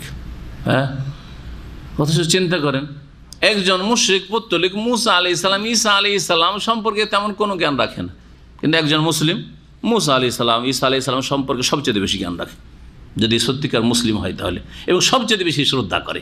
নবী মুহাম্মদ রাসূলুল্লাহ সাল্লাল্লাহু আলাইহি ওয়াসাল্লামের পরে যদি কারো শ্রদ্ধা করে মুসলিমরা, তাহলে আম্বিয়া রসুলগণের শ্রদ্ধা করে। ইব্রাহিম আলাইহিস সালাম, ইসমাইল, ইসহাক, ইয়াকুব, ইউসুফ, মুসা, ঈসা, জাকারিয়া, ইয়াহিয়া, আর সমস্ত নবী হচ্ছেন বনি ইসরায়েলদের নবী, কারণ ইব্রাহিম আলাইহিস সালাম পূর্বপুরুষ, ঠিক না? তারপরেও ইসলামের বিরুদ্ধে, মুসলিমদের বিরুদ্ধে সারা পৃথিবীর যতগুলি শক্তি সব একমত। জি, তাহলে 1400 বছর আগে ইহুদিরা যে কথা বলেছে, আজকেও সেই ইতিহাস বারবার করে ফিরে আসছে, ইতিহাসের পুনরাবৃত্তি হচ্ছে। মুসলিমরা দূরে, যারা মুসা, ঈসা আলাইহিস সালাম বা বনি ইসরায়েলদের আম্বিয়া রসুলগণের সবচেয়ে বেশি শ্রদ্ধা করে, এদেরকে মারো, এদেরকে কোণঠাসা করো। পর্দা দেখলে গায়ের জ্বালা, কিন্তু উলঙ্গ দেখলে অসুবিধা নেই। জি, পর্দা দেখলে গায়ের জ্বালা, এটা আন্তর্জাতিক বিষয়। সুবহানাল্লাহ, এমন হয়েছে যে পর্দা নিয়ে চলাফেরা করলে, আপনাকে ইসলামের পর্দা নিয়ে চলাফেরা করলে খারাপ নজর দেখা হচ্ছে, কিন্তু একটা খ্রিস্টান মহিলা যদি মাথা ঢাকা থাকে না, এটা তাদের ধর্ম। আবার তাদের ধর্মীয় স্বাধীনতা রয়েছে, কিন্তু মুসলিমের না, না এটা বোরখা ধর্ম না, এটা হচ্ছে অবরোধ। এটা অবরোধ। তারপরে এরা হচ্ছে অসভ্য জাতি, আউযুবিল্লাহ তাদের ভাষা, এরা মৌলবাদী, মুসলিম মৌলবাদী হয়। আর ইহুদিদের ধার্মিক যারা বড় বড় দাঁড়িয়ে, আমার চেয়ে বড় বড় দাঁড়িয়ে আছে, তাদেরকে তো কোনোদিন মৌলবাদী শোনেননি। শুনেছেন নাকি যে মৌলবাদী? জীবনও শুনবেন না, শোনেননি। উলাইকাল্লাযীনা লাআনাহুমুল্লাহ, যারা ইহুদি, জীবতার তাগুতে বিশ্বাসী, সেহের জাদুতে বিশ্বাসী, জ্যোতিষী বিদ্যায় বিশ্বাসী, আর তার গণকের কাছে যায়। নবী সাল্লাল্লাহু আলাইহি ওয়াসাল্লাম বলেছেন গণকের কাছে যাবে আর বিশ্বাস যদি করে, হাত দেখায় আর বিশ্বাস করে, তাহলে ফাকাদ কাফারা বিমা উনজিলা আলা মুহাম্মাদিন সাল্লাল্লাহু আলাইহি ওয়াসাল্লাম। তার নবী সাল্লাল্লাহু আলাইহি ওয়াসাল্লামের উপর যে কোরআন কারীম নাযিল হয়েছে সেই কোরআনের সাথে কুফরি করলো, সে কাফের হয়ে গেল। তো যারা এইসব কাজ করতো, যারা আল্লাহ ছাড়া অন্যের পূজা করতো, তাগুতে বিশ্বাসী ছিল এবং মুশরিকদেরকে মুসলিম মুমিনদের চাইতে বেশি ভালো বলতো, এদের ওপর আল্লাহর লানত রয়েছে, লানাহুমুল্লাহ। ওমাই ইয়ালআনিল্লাহ, আর আল্লাহ যাদের উপর লানত করেছেন, ফালান তাজিদা লাহু নাসিরা, তাদের জন্য কখনো তুমি সাহায্যকারী পাবে না, কেউ সাহায্য করতে পারে না। আল্লাহ যদি রহমত থেকে বিতাড়িত করে দেন, কেউ রহমতে নিয়ে আসতে পারে না। জি, আল্লাহ হচ্ছেন আলা কুল্লি শাইইন কাদির, সর্বশক্তিমান। আম লাহুম নাসিবুম মিনাল মুলক, নাকি তাদের কাছে রাজত্বের একটা অংশ আছে। রাজত্ব মানে আল্লাহর রাজত্ব, যে আল্লাহর যে রাজত্ব রয়েছে, আল্লাহ পাকের মালিকানা, এই মালিকানায় কি ইহুদিরা শরীক? আল্লাহ বলছেন যদি ইহুদিদেরকে শরীক আল্লাহ বানিয়ে নিতেন, কারণ ইহুদিদের দাবি যে আমরা আল্লাহর পুত্র, তো পুত্র তো শরীক থাকে, ছেলে মেয়ে তো ভাবে যে বাপের ধন সম্পদ আমাদের একটা ভাগ আছেই, তাই না? তো ইহুদিরা যে বলছে যে আল্লাহর আমরা পুত্র, আল্লাহর প্রিয়জন, তো তাদের কি আল্লাহর রাজত্বতে এরকম অংশ আছে? যদি এরকম অংশ হইতো, ফাইদাল্লাহ ইউতুন নাসা নাকিরা, তাহলে ইহুদিরা এত কৃপণের কৃপণ যে কোনো মানুষকে বিন্দু পরিমাণ কোনো কিছু দিত না, সব তারা কুক্ষিগত করত। আজকে সারা পৃথিবীর অধিকাংশ ধন সম্পদ ইহুদি পুঁজিপতি যারা, এদের হাতে কুক্ষিগত হয়ে আছে। সারা পৃথিবীর অধিকাংশ সম্পদ এদের কাছে আছে। জি, এরা পৃথিবীর মধ্যে সবচেয়ে বেশি সুদখোর জাতি। সারা পৃথিবীর বড় বড় বিজনেস ব্যবসা তাদের হাতে, জি, অর্থনীতি তাদের হাতে, যেভাবে ইচ্ছা তারা পরিচালিত করছে। আল্লাহ রাব্বুল আলামিন বলছেন যে ইহুদিদের যদি আল্লাহ পাকের রাজত্বে অংশ থাকতো, তাহলে মানুষকে খেতে দিত না। মানে মানুষের খাবার দেব কি দেব না, এটা যদি তারা নিজের ক্ষমতায় নিতে পারতো, তাহলে মানুষকে অনাহারে রেখে দিত, অন্য অন্য জাতিকে ইহুদিরা অনাহারে রেখে দিত। লা ইউতুন নাসিরা নাকিরা, নাকিরা বিন্দু পরিমাণ বললাম, কিন্তু নাকিরের একটা শাব্দিক অর্থ আছে। নাকির কাকে? নাকারা ইয়ান করো মানে ছিদ্র করা। এই খেজুরের আঁটিতে আবার আসেন, খেজুরের আঁটিতে যে ফাটলটা আছে, ফাটলের মিডিলে মাঝখানে একটা গর্তের মতো হয়েছে, গোল, বিন্দু, ওইটাকে বলা হয় নাকির, এটাকে বলা হয় নাকির। এই জন্য বিন্দু মাত্র, সামান্যতম বিন্দু মাত্র বললাম। ফাইদাল্লাহ ইউতুন নাসিরা, ওই বিন্দু মাত্র খেজুরের আঁটির ওই ছিদ্র পরিমাণ কোনো কিছু মানুষকে উঠিয়ে দিত না, যে তোরাও খা, আমরা খাচ্ছি, আমাদের কাছে অনেক টাকা আছে, তোরাও খা। আমি হাসুদুনান নাস, আমের অর্থ নাকি, অথবা আমের কখনো কখনো অর্থ হয় বালের, বরংয়ের অর্থ হয়, বরংয়ের অর্থ করে বাল ইয়াহসুদুনান নাস, বরং এরা মানুষের হিংসা করে থাকে। নবী মুহাম্মদ রাসূলুল্লাহ সাল্লাল্লাহু আলাইহি সাল্লাম রাসূল হয়ে আসলেন মক্কায়, ইসমাইল আলাইহিস সালামের বংশে, বনি ইসরায়েলে হইলেন না। তাদের আশা ছিল এতদিন ধরে সব নবী তো আমাদের বংশে, সুতরাং নবী শেষ নবী হবে আমাদের বংশে। আবার ইসমাইল বংশে কেন? ইব্রাহিম আলাইহিস সালামের দুই ছেলে, ইসমাইল এবং ইসহাক। যত নবী রসুলগণ এসেছেন সব ইসহাক আলাইহিস সালামের বংশে এসেছেন ইব্রাহিমের পরে। ইসহাকের ছেলের নাম ইয়াকুব, ইয়াকুবের ছেলের নাম নবী যিনি ইউসুফ, ঠিক না? তারপরে এই বংশে হচ্ছেন দাউদ, সুলাইমান, জাকারিয়া, ইয়াহিয়া, মুসা, ঈসা, আইয়ুব, ইউনুস, সব হচ্ছেন আম্বিয়া বনি ইসরাঈলদের। সুতরাং তারা ভেবেছিল যে নবুয়াত আর রিসালাত আমাদের ঘরের, আমরা কুক্ষিগত করে রেখেছি, আমাদের ছাড়া কেউ পেতেই পারে না। তাদের ধারণার বাইরে, তাদের অঞ্চলে তাদের বংশে না এসে মক্কায় শেষ নবীর জন্ম হইল। তখন তাওরাতে যেসব ভবিষ্যৎবাণীগুলি ছিল সেগুলোর অপব্যাখ্যা করলো, না না, এই তাওরাতে যে শেষ নবীর কথা বলা হয়েছে সেটাই মোহাম্মদ নয়, অন্য কেউ। এখন পর্যন্ত তাদের আরব যারা খ্রিস্টান আছে বা আরব যারা ইহুদি আছে, শুনে রাখেন ভালো করে, তারা তো আরবি ভাষা মাতৃভাষা কোরআন বুঝে, হ্যাঁ, আর তারপর তাদের পণ্ডিতরা তো তাদের তাওরাত ইনজিলের বাইবেলের জ্ঞান আছে। তারা বলে যে এই যে ভবিষ্যৎবাণীগুলি আমাদের ধর্মে আছে, ধর্মগ্রন্থে আছে। এমনকি হিন্দুদের বেদে এই 4টা বেদ বা অন্যান্য যে ধর্মগ্রন্থগুলি রয়েছে তাতে নবী মোহাম্মদ রসুল্লাহ সম্পর্কে ভবিষ্যৎবাণী আছে, জানেন কি না? আছে। হিন্দু ব্রাহ্মণরা কি করে, এরা তো জানে ওইগুলো, কিন্তু সেগুলিকে বলে যে না, এটা মোহাম্মদের ওপর ফিট হয় না সাল্লাল্লাহু আলাইহি সাল্লাম, এটা অন্য কেউ, কলকি অবতার মোহাম্মদ না, কলকি অবতার অন্য কেউ। এইভাবে জাতি গুমরাহ হয়েছে, মানব জাতির অধিকাংশই এইভাবে সঠিক পথ থেকে আর মোহাম্মদ রসুল্লাহ সাল্লাল্লাহু আলাইহি সাল্লামের অনুসরণ থেকে, জান্নাতের রাস্তা থেকে বিভ্রান্ত হয়ে জাহান্নামে যাচ্ছে, আর যেতে থাকবে কিয়ামত পর্যন্ত।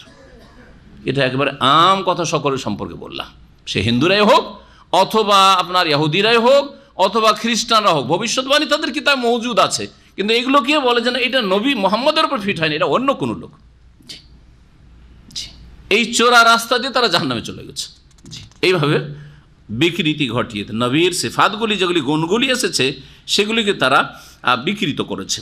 তাই বলছেন যে তাদের এত কেন হিংসা, যে আমাদের বংশে আসলে অন্য বংশে হিংসা করি তো নবীকে মানেনি। এই জন্যই আল্লাহ কোরআনে কারীম আরও বলেছেন যে নবীকে এমনভাবে তারা চেনত কাছে থেকে, আল্লাযীনা আতাইনাহুমুল কিতাবা ইয়ারিফুনাহু কামা ইয়ারিফুনা আবনাহুম, তারা নবী মুহাম্মদকে চিনত সব কিছু দেখে, আলামত লক্ষণ দেখে, নিদর্শন দেখে, যেমন তারা নিজের ছেলে মেয়েকে চেনে। 5 বছর পরেও যদি ছেলে মেয়ের সাথে দেখায় তাও চিনতে পারবেন আপনি। ছেলে মেয়েকে হয়তো বড়ো হয়ে দেখেন, ছোটোদের দেখলে একটু অসুবিধা, কারণ হয়তো চেঞ্জিং চলে এসছে, কিন্তু বড় বড় ছেলেকে বাড়িতে রেখে এসছে, চিনতে অসুবিধা আছে 5 বছর পর গিয়ে। হ্যাঁ, তো ঠিক তেমনই ইহুদিরা নবী মুহাম্মদ সাল্লাল্লাহু আলাইহি ওয়াসাল্লামকে চিনত নিজের ছেলে মেয়েকে চেনার মতো করে, তারপরেও তারা মানেনি। কুফারান হাসাদা, কাফের হয়েছিল, অস্বীকার করেছিল হিংসাবশত। আল্লাহ তাই বলছেন আম ইয়াহসুদুনান নাস, এরা কি হিংসায় লিপ্ত রয়েছে মানুষের মানে নবী মুহাম্মদ রাসূলুল্লাহ সাল্লাল্লাহু আলাইহি ওয়াসাল্লামের হিংসা করছে। আলামা আতাহুমুল্লাহু মিন ফাদলিহি, যে আল্লাহ পাক তাদেরকে তার অনুগ্রহ দান করেছেন, যে কাকে নবী করবেন না করবেন সেটা আল্লাহর কাজ, তোমাদের কাজ নাকি? তোমাদের সিদ্ধান্ত চলবে না আল্লাহর সিদ্ধান্ত? আল্লাহর সিদ্ধান্ত। আল্লাহ পাকের বড় নিয়ামত, সবচেয়ে বড় নিয়ামত হচ্ছে নবুয়ত, রিসালাত। যিনি নবী তিনি তো মুমিন মুসলিম, তো ঈমান ইসলামের নিয়ামত তো আছেই। ওর চাইতে বড় নিয়ামত কিসের? নবুয়ত এবং রিসালাতের। এর চাইতে বড় নিয়ামত পৃথিবীতে আর কিছু নেই। জি, আমাদের জন্য, সাধারণ মানুষের জন্য ইসলাম ঈমান সবচেয়ে বড় নিয়ামত, কিন্তু আম্বিয়া রাসূলগণের জন্য ঈমান ইসলামের ওপর যে আল্লাহ পাক কি দিয়েছেন, নবুয়ত এবং রিসালাত দিয়েছেন, এটা সবচেয়ে বড় নিয়ামত। জি, ও আল্লামাকা মা লাম তাকুন তাআলাম, তাই আল্লাহ পাক অন্য একটি আয়াতে বলছেন, হে নবী তুমি যা জানতে না তা আল্লাহ তোমাকে শিখিয়েছেন। ওয়া কানা ফাদলুল্লাহি আলাইকা আযীমা, এবং আল্লাহ রাব্বুল আলামিনের তোমার ওপর বড় অনুগ্রহ রয়েছে। কি রয়েছে? ওয়া কানা ফাদলুল্লাহি আলাইকা ফজলে আযীম, ফজলে আযীম মানে মহা অনুগ্রহ, বড় অনুগ্রহ। এই হচ্ছে নবুয়ত রিসালাত। তো আল্লাহ পাক বলছেন যে আম ইয়াহসুদুনান নাস, নাকি তারা মানুষের হিংসা করছে, আলামা আতাহুমুল্লাহু মিন ফাদলিহি, যে আল্লাহ পাক তাঁর অনুগ্রহ তাদেরকে দান করেছেন আম্বিয়া রসুলগণকে, আর তার শেষ নবী মুহাম্মদ সাল্লাল্লাহু আলাইহি ওয়াসাল্লাম বিশেষ করে তার হিংসা করছে। তো শুনে রাখো, এটা নতুন কথা না শেষ নবীর হিংসা করা। এই শেষ নবীর হিংসা করছে। ইব্রাহিম আলাইহিস সালামকে তোমাদেরকে জিজ্ঞাসা করে দিয়েছিলাম যে ইব্রাহিমকে নবী করবো কি করবো না, ইসমাইল ইসাকে নবী করবো কি করবো তোমাদের জিজ্ঞাসা করেছিলাম, মুসা ঈসাকে নবী করবো তোমাদের জিজ্ঞেস করে দিয়েছিলাম, আমার নিয়ামত আমি যাকে ইচ্ছা দিয়েছি। বলছেন ফাকাদ আতাইনা, নিঃসন্দেহে আমি দান করেছিলাম আলা ইব্রাহিম বংশধরকে আল কিতাব গ্রন্থ দিয়েছিলাম, অল হিকমাতা এবং প্রজ্ঞা দিয়েছিলাম, ও আতাইনাহুম মুলকান আযীমা এবং তাদেরকে বিশাল রাজত্ব দিয়েছিলাম। ইব্রাহিম আলাইহিস সালামের বংশে আল্লাহ পাক রাজত্ব দান করেছেন, কাউকে রাজাও বানিয়েছেন। দাউদ আলাইহিস সালাম রাজা ছিলেন না? সুলাইমান আলাইহিস সালাম রাজা ছিলেন না? জি হ্যাঁ। আল্লাহ তো বলে মুলকান আযীমা, মুলক, যে মুলক পায় তাকে কি বলে আরবিতে? যে মুলকের মালিক তাকে কি বলা হয়? মালিক। মালিক মানে কি? রাজা বা বাদশাহ। হ্যাঁ, তাহলে কোরআনে কারীমে রাজতন্ত্র আছে না নেই? ভাই তার মুলকান আযীমা কেন বললেন? কারণ যারা এই গণতন্ত্রের সাইলাবে বহে গেছে তারা দুই রকম। এক হচ্ছে যারা দুনিয়াদার লোক, গণতন্ত্রের সাইলাব যখন এসছে আব্রাহাম লিঙ্কনের, তখন এতে তারা সারা পৃথিবীর অধিকাংশ মানুষ, এমনকি জনগণ যারা মুসলিম জনগণ, তারাও বহে গেছে, প্রায় তারাও বহে গেছে, ভেসে গেছে। এখন বাকি থাকলো কিছু ইসলামপন্থীরা, এরাও দুই ভাগে বিভক্ত। তাদের একটা বড় দল ইসলামকে বাদ দিয়ে, কোরআন সুন্নাহকে বাদ দিয়ে এরা গণতন্ত্রের, এরাও ভেসে গেছে, এরা ভেসে গেছে। কিন্তু ওই গণতন্ত্র তো বলতে পারছি না, তখন তারা বলে গণতন্ত্র দুই ভাগে বিভক্ত, একটা ইসলামী গণতন্ত্র আর একটা হচ্ছে অনইসলামী গণতন্ত্র। অন্যান্য দলগুলি যেটা করে সেটা হচ্ছে অনইসলামী গণতন্ত্র, আর আমরা যেটা ইসলামী দলগুলি করি সেটা হচ্ছে ইসলামী গণতন্ত্র। গণতন্ত্র মানে কি? আপনি আর আমি সমান, ঠিক না? না পার্থক্য আছে? এই ছেলেটা যদি ভোট হয়ে যায়, ভোটার লিস্টের নাম চলে আসে, ওর ভোটের মূল্য আর আমার মূল্য সমান না? সমান নাই? পার্থক্য আছে নাকি? বলেন।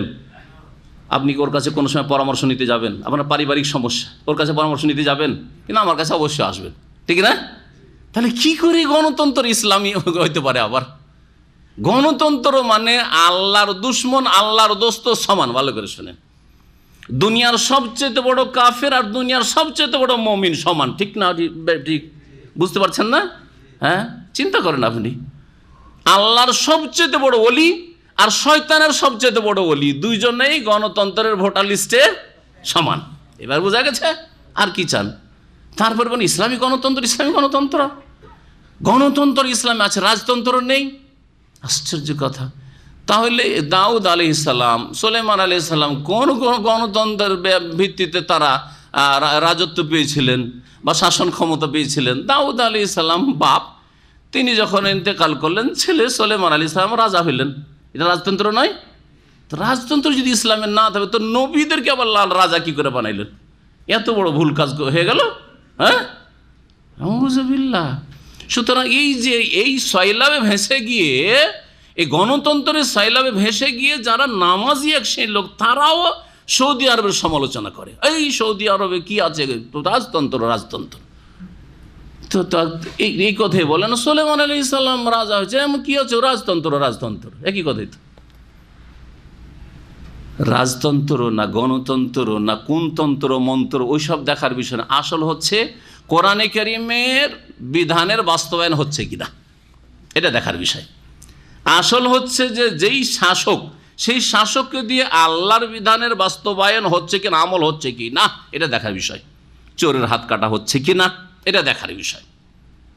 কেসাস, হত্যার বদলে হত্যা হচ্ছে কি না, জেনার শাস্তি হচ্ছে কি না, এতে ইসলামী বিচার হচ্ছে কি হচ্ছে না, কোরআন সুন্নাহর আলোকে দেশের আইন কানুন চলছে না চলছে না, মানুষ সুবিচার পাচ্ছে কি পাচ্ছে না, এটা দেখার বিষয়।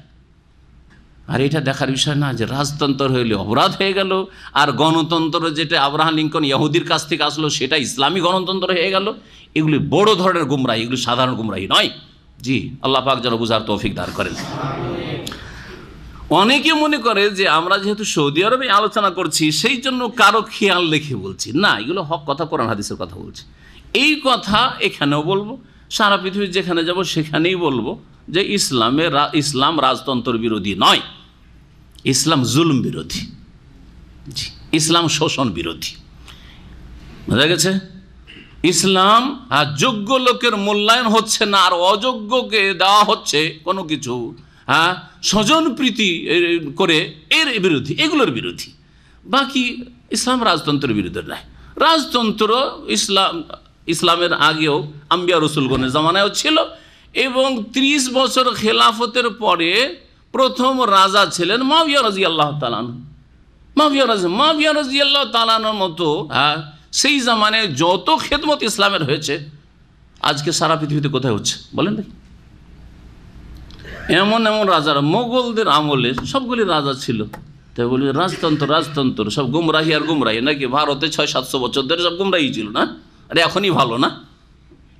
ইংরেজদের জামানাটাই ভালো, আল্লাহর আযাবগুলি ভালো, আর আল্লাহর নিয়ামতের তো কদর করার তৌফিক হয়নি। জি, যার ফলে আল্লাহ পাক এই নিয়ামত, নেতৃত্বের নিয়ামত ছিনিয়ে নিয়েছেন। তারপরে আল্লাহ পাক বলছেন ফামিনহুম মান আমানা বিহি ওয়া মিনহুম মান সাদ্দান। এখন ইহুদিদের সম্পর্কে আল্লাহ পাক বলছেন যে নবী মুহাম্মদ রাসূলুল্লাহ সাল্লাল্লাহু আলাইহি সাল্লাম যখন শেষ নবী হয়ে আসলেন, অন্য অন্য নবীরা যেমন এসেছেন তেমনই। তখন এই ইহুদিদের কতক তো তার প্রতি ঈমান নিয়ে আসলো। ওয়ামিনহুম মান সাদ্দা আনহু, আর কতক লোক এমন হলো ইহুদি যারা তার থেকে বাধাগ্রস্ত হলো, তার থেকে মুখ ফিরিয়ে নিল। সাদ্দা আনহু মানে বিমুখ হইল। ওয়াকাফা বে জাহান্নামা সাইরা, দগ্ধ করার জন্য জাহান্নাম, তাদের দগ্ধ করার জন্য জাহান্নাম যথেষ্ট। ওয়াকাফা বে জাহান্নামা সাইর, জাহান্নাম তাদেরকে জ্বালানোর জন্য, দগ্ধ করার জন্য যথেষ্ট। ইন্নাল্লাযীনা কাফারু বিহা, এখন কাফেরদের যে অবস্থা মওতের পরে আল্লাহ পাক বর্ণনা করছেন, তারপরে মুমিনদের কথা বলবেন। মহান আল্লাহ ইরশাদ করেছেন, নিশ্চয়ই যারা আমার আয়াতসমূহকে অস্বীকার করলো বা আমার বিধানসমূহকে অমান্য করলো, সৌফা নুসলিহিম নারা, শীঘ্রই তাদেরকে জাহান্নামের আগুনে প্রবিষ্ট করব। কুল্লামা নজেদাত জুলুদহুম, যখন যখন তাদের চর্ম জ্বলে যাবে, দগ্ধ হয়ে যাবে। প্রথম মানুষ আগুনে জ্বলে, তখন কি জ্বলে? চামড়া জ্বলে যায়। চামড়া জ্বলে যাওয়ার পরে কিন্তু আর কষ্ট লাগে না। অনুভূতি যেটা আছে সেটা কিসে আছে? চামড়াতে আছে। এই যে চর্মে অনুভূতি আছে। চামড়া পুড়ে গেলে, গোটা শরীরে চামড়া উঠে গেলে গোশতের ভিতরে আর কষ্ট আর অনুভব হয় না, কারণ তাতে আর অনুভূতি শক্তি নাই। এই জন্য আল্লাহ রাব্বুল আলামিন, এটা হচ্ছে সায়েন্স, এটা হচ্ছে কি সায়েন্স, কোরআনে কারিমে সায়েন্স আছে। এই আয়াত নিয়ে গবেষণা করেছে যারা সায়েন্স নিয়ে চর্চা করেছে। দেখেন আল্লাহ রাব্বুল আলামিন বলছেন যে যখন চামড়া কি হয়ে যাবে, কুল্লামা নাযেজাত জুলুদ, যখন যখন চামড়া বা চর্ম কি হয়ে যাবে, দগ্ধ হয়ে যাবে, জ্বলে যাবে, বাদদালনাহু জুলুদান গায়রাহা, তখন ওই চামড়া ছাড়া অন্য চামড়া তার পরিবর্তে আমি কি করে দেব? তৈরি করে দেব, লাগিয়ে দেব। তখন শরীর আবার নতুন চামড়া আল্লাহ সৃষ্টি করে দেবেন। মুফাসসিরিনগণ বলছেন যে দিনে জাহান্নামীর বহুবার এরকম চামড়া বদল করা হবে, কারণ দ্রুত জ্বলে শেষ হয়ে যাবে, আবার চামড়া তৈরি করা, আবার চামড়া তৈরি করা হবে। আর সেই চামড়া এত চিকন, এত পাতলা চামড়া যা দুনিয়ার আছে, এই চামড়ার মতো হবে না। এই চামড়া কতটুকু? সামান্য কতটুকু, মানে কোনো কিছু দিয়ে মেপে বলা যাবে না, তাই না? সেই চামড়া কতটুকু হবে? জি জি, নবী করিম সাল্লাল্লাহু আলাইহি সাল্লামের সহিহ হাদিসে রয়েছে। সেই চামড়ার মোটাই যেটা, স্থূলতা, সেটা হবে কতটুকু? এইরকম, এরকম 70, জি 70 গজ, 70 হাত হবে। জি জি, এত মোটা হবে একটা দাঁত। কারণ যত মানুষ মানুষ শরীর বড় হয় তত বেশি শাস্তি হবে, তাই না? একটা দাঁত, জিরসুল কাফিরি ইয়াউমাল কিয়ামাতে মিসলা উহুদিন, কাফিরের চোয়ালের দাঁত উহুদ পাহাড়ের সমান হবে। একটা দাঁত উহুদ পাহাড়ের সমান হবে। আর জাহান্নামে এত কাফের জ্বলবে, তারপরে জাহান্নাম খালি থাকবে আর বলবে হাল মিম মাজিদ, হাল, আর আছে কিনা, আর আছে কিনা। আল্লাহ, জি, কত বড় জাহান্নামের আযাব রয়েছে, কল্পনা করতে পারবেন না। যেমন জান্নাত সম্পর্কে কল্পনা করতে পারবেন না যে ওয়ালা খাতারা আলা কালবে বাশার, কল্পনার বাইরে যে আল্লাহ কত জান্নাতে নিয়ামত রেখেছেন মুমিন মুমিনাতের জন্য। ঠিক তেমনি জাহান্নামে যে কত কঠোর শাস্তি আছে, চিন্তার বাইরে, একবারে কল্পনার বাইরে। যতই আপনি কল্পনার জগতে দৌড় দেন, দৌড় দিয়ে আপনি থেমে যাবেন, কিন্তু আপনি আয়ত্ত করতে পারবেন না যে কত শাস্তি রয়েছে। শুধু সামান্য কিছু ঝলকের কথাই শুনেছেন বা শুনছেন বা জানছেন। আল্লাহ পাক বলছেন কেন এই চামড়া বদল করা হবে বারবার করে, লিয়াজুকুল আযাব, যাতে করে শাস্তির আস্বাদন করতে থাকে, শাস্তি পেতে থাকে, শাস্তির মজা পেতে থাকে। ইন্নাল্লাহ কান আজিজান হাকিম, নিশ্চয় আল্লাহ রাব্বুর মহাপরাক্রান্ত, বিজ্ঞানময়। ওয়াল্লাযীনা আমানু ওয়া আমিলুস সালিহাত, পক্ষান্তরে যারা ঈমানদার হবে, ওয়া আমিলুস সালিহাত, আর ভালো কাজগুলি করবে। তাহলে বোঝা গেল শুধু ঈমান যথেষ্ট না। হে জাতিতে মুসলিমরা, যারা নামে শুধু মুসলিম, জন্মসূত্রে মুসলিম, আমিলুস সালিহাত নাই, ভালো আমল নেই, 5 ওয়াক্ত নামাজ নেই, যাকাত ঠিক নেই, রোজা নেই, হজ নেই, হারাম থেকে বেঁচে থাকা ঠিক নেই, ফরজ ওয়াজিব আদায় করা নেই, শুধু ঈমানের দাবিদার, তাদের জন্য জান্নাত নয়। ভালো করে শুনে রাখেন, ওয়াল্লাযীনা আমানু ওয়া আমিলুস সালিহাত। এই জন্য কোরআনে কারিমে অধিকাংশ আয়াতে ঈমানের সাথেই ভালো আমলের কথা বলা হয়েছে, এবং ভালো একটা ভালো বলা হয়নি, অনেক ভালো, বহু বচন বলে সালিহাত। যারা ইমানদার হয়ে ভালো আমলগুলি করবে, সানুদখিলহুম জান্নাতিন তাজরি মিন তাহতিহাল আনহার, অবশ্যই তাদেরকে শীঘ্রই আমি তাদেরকে এমন জান্নাত সমূহে প্রবিষ্ট করব যার নিম্ন দেশে নহর সমূহ প্রবাহিত হবে, খালেদিনা ফিহা আবাদা, সেখানে তারা চিরকাল বসবাস করবে। লাহুম ফিহা আজওয়াজুম মুতাহহারা, সেখানে তাদের সঙ্গীরা হবে, স্ত্রী হবে, পুরুষদের স্ত্রী হবে, আর নারীদের জন্য তাদের স্বামী আল্লাহ পাক রব্বুল আলামিন স্বামীতে তাদের শান্তি রেখেছেন। এছাড়া এমন এমন নিয়ামত তাদের দেবেন, ওয়ালাকুম ফিহা মা তাশতাহি আনফুসুকুম, যা চাইবে সেখানে মনের আশা প্রত্যেকের, নারী হোক আর পুরুষ, আল্লাহ পাক রব্বুল আলামিন সব পূরণ করবেন। তাজরি মিন তাহতিহা আনহার খালিদিনা ফিহা আবাদা লাহুম ফিহা আজওয়াজুম মুতাহহারা, তাদের পাক পবিত্র তাদের সঙ্গিনীরা হবে। পাক পবিত্র কেন বলা হয়েছে? চরিত্রের দিক থেকে পাক, আচার আচরণের দিক থেকে পাক পবিত্র, এবং তারা যে নারীদের যেসব দুর্বল দিক রয়েছে, মাসিক, ইস্তেহাজা, আর তারপরে কাশপোটা, এই সমস্ত থেকে পাক, যেগুলি অরুচির কারণ হয়ে থাকে বা একটা বাধাগ্রস্ত হয় মানুষ, ইত্যাদি, সব কিছু থেকেই পাক পবিত্র হবে। সৃষ্টিগত দিক থেকেও আর কিসের দিক থেকে? আখলাক, চরিত্রের দিক থেকেও। অনুদখিলহুম জিল্লান জালিলা, এবং ঘন ছায়া বিশিষ্ট, ঘন ছায়ায় তাদেরকে প্রবিষ্ট করব। অনুদখিলহুম জিল্লান ছায়া, জালিলা ঘন ছায়ায় তাদেরকে প্রবিষ্ট করব। এই ছায়া সম্পর্কে আল্লাহ পাকের যে এই জান্নাতের ছায়া আল্লাহ পাক ভালো জানেন। নবী মুহাম্মদ রাসূলুল্লাহ সাল্লাল্লাহু আলাইহি ওয়াসাল্লাম একটি হাদিস রয়েছে, একটি শাজারাতুল খুলদ কোরআনে কারিমে রয়েছে, স্থায়ী গাছ। এই গাছ সম্পর্কে নবী মুহাম্মদ সাল্লাল্লাহু আলাইহি ওয়াসাল্লাম বলছেন যে ইন্না ফিল জান্নাতি লা শাজারা, জান্নাতে এমন একটি গাছ আছে, একটি গাছই, তাহলে এইরকম বহু গাছ আছে, একটি গাছে বাগান হয় না। জান্নাত মানে কি? জান্নাত মানে হচ্ছে বাগান। তাহলে আর তারপরে বহু বচন, অধিকাংশ জায়গায় জান্নাত শব্দটি জান্নাত এসছে, বহু বাগান বিশিষ্ট জান্নাত। কত যে গাছপালা রয়েছে, আর একটি গাছের বিবরণ শোনেন। বলছেন জান্নাতে একটি গাছ রয়েছে, ইয়াসির রাকিবু ফি জিল্লিহা মিয়াতু আমিন লা ইয়াকতাউহা, একজন সওয়ারি তার বাহনে চেপে চলতে থাকবে 100 বছর ধরে ওই একটি গাছের ছায়ায়, লা ইয়াকতাউহা, সেটা পার করতে পারবে না। অন্য রিওয়ায়াতে ইয়াসিরুর রাকিবুল জাওয়াদ, কিসে সওয়ার? উঠে নয়, দ্রুতবেগী ঘোড়ায় চেপে, ঘোড়ার পিঠে চেপে। ইয়াসিরুর রাকিবুল জাওয়াদ 100 বছর ধরে চলতে থাকবে, গাছের এপার থেকে ওপার যেতে পারবে না। তারপরে কত বড় গাছ তাহলে হবে। এই জিল্লান জারি আল্লাহ বলেছেন ইন্নাল্লাহ ইয়ামুরুকুম আন তুআদ্দুল আমানাতি ইলা আহলিহা, নিশ্চয়ই আল্লাহ রাব্বুল তোমাদেরকে নির্দেশ দান করছেন যাতে করে আমানতগুলি তোমরা আদায় করে দাও আমানতওয়ালাদের কাছে। আমানতকে আদায় করে দাও, পৌঁছিয়ে দাও কার কাছে? ইলা আহলিহা, যাদের আমানত রয়েছে তাদের কাছে, যাদের প্রাপ্য রয়েছে প্রাপকদের কাছে পৌঁছিয়ে দাও। এই একটি হুকুম। আর একটি হুকুম হচ্ছে ওয়াইযা হাকামতুম বাইনান নাস, আর যখন মানুষের মাঝে তোমরা বিচার করবে, আনতাহকুমু বিল আদলে, তখন সুবিচার করবে, ন্যায়সঙ্গত বিচার করবে। ইন্নাল্লাহ নি'ম্মা ইয়াইযুকুম, নিশ্চয়ই আল্লাহ তোমাদেরকে উত্তম উপদেশ দান করছেন। ইন্নাল্লাহ কানা সামিয়াম বাসীর, নিশ্চয়ই আল্লাহ রবের সর্বশ্রোতা সর্বদ্রষ্টা, তিনি সব কিছু শোনেন এবং সব কিছু দেখেন। এখন এইটুকুর ব্যাখ্যা করা যাক যে আমানত মানে কি।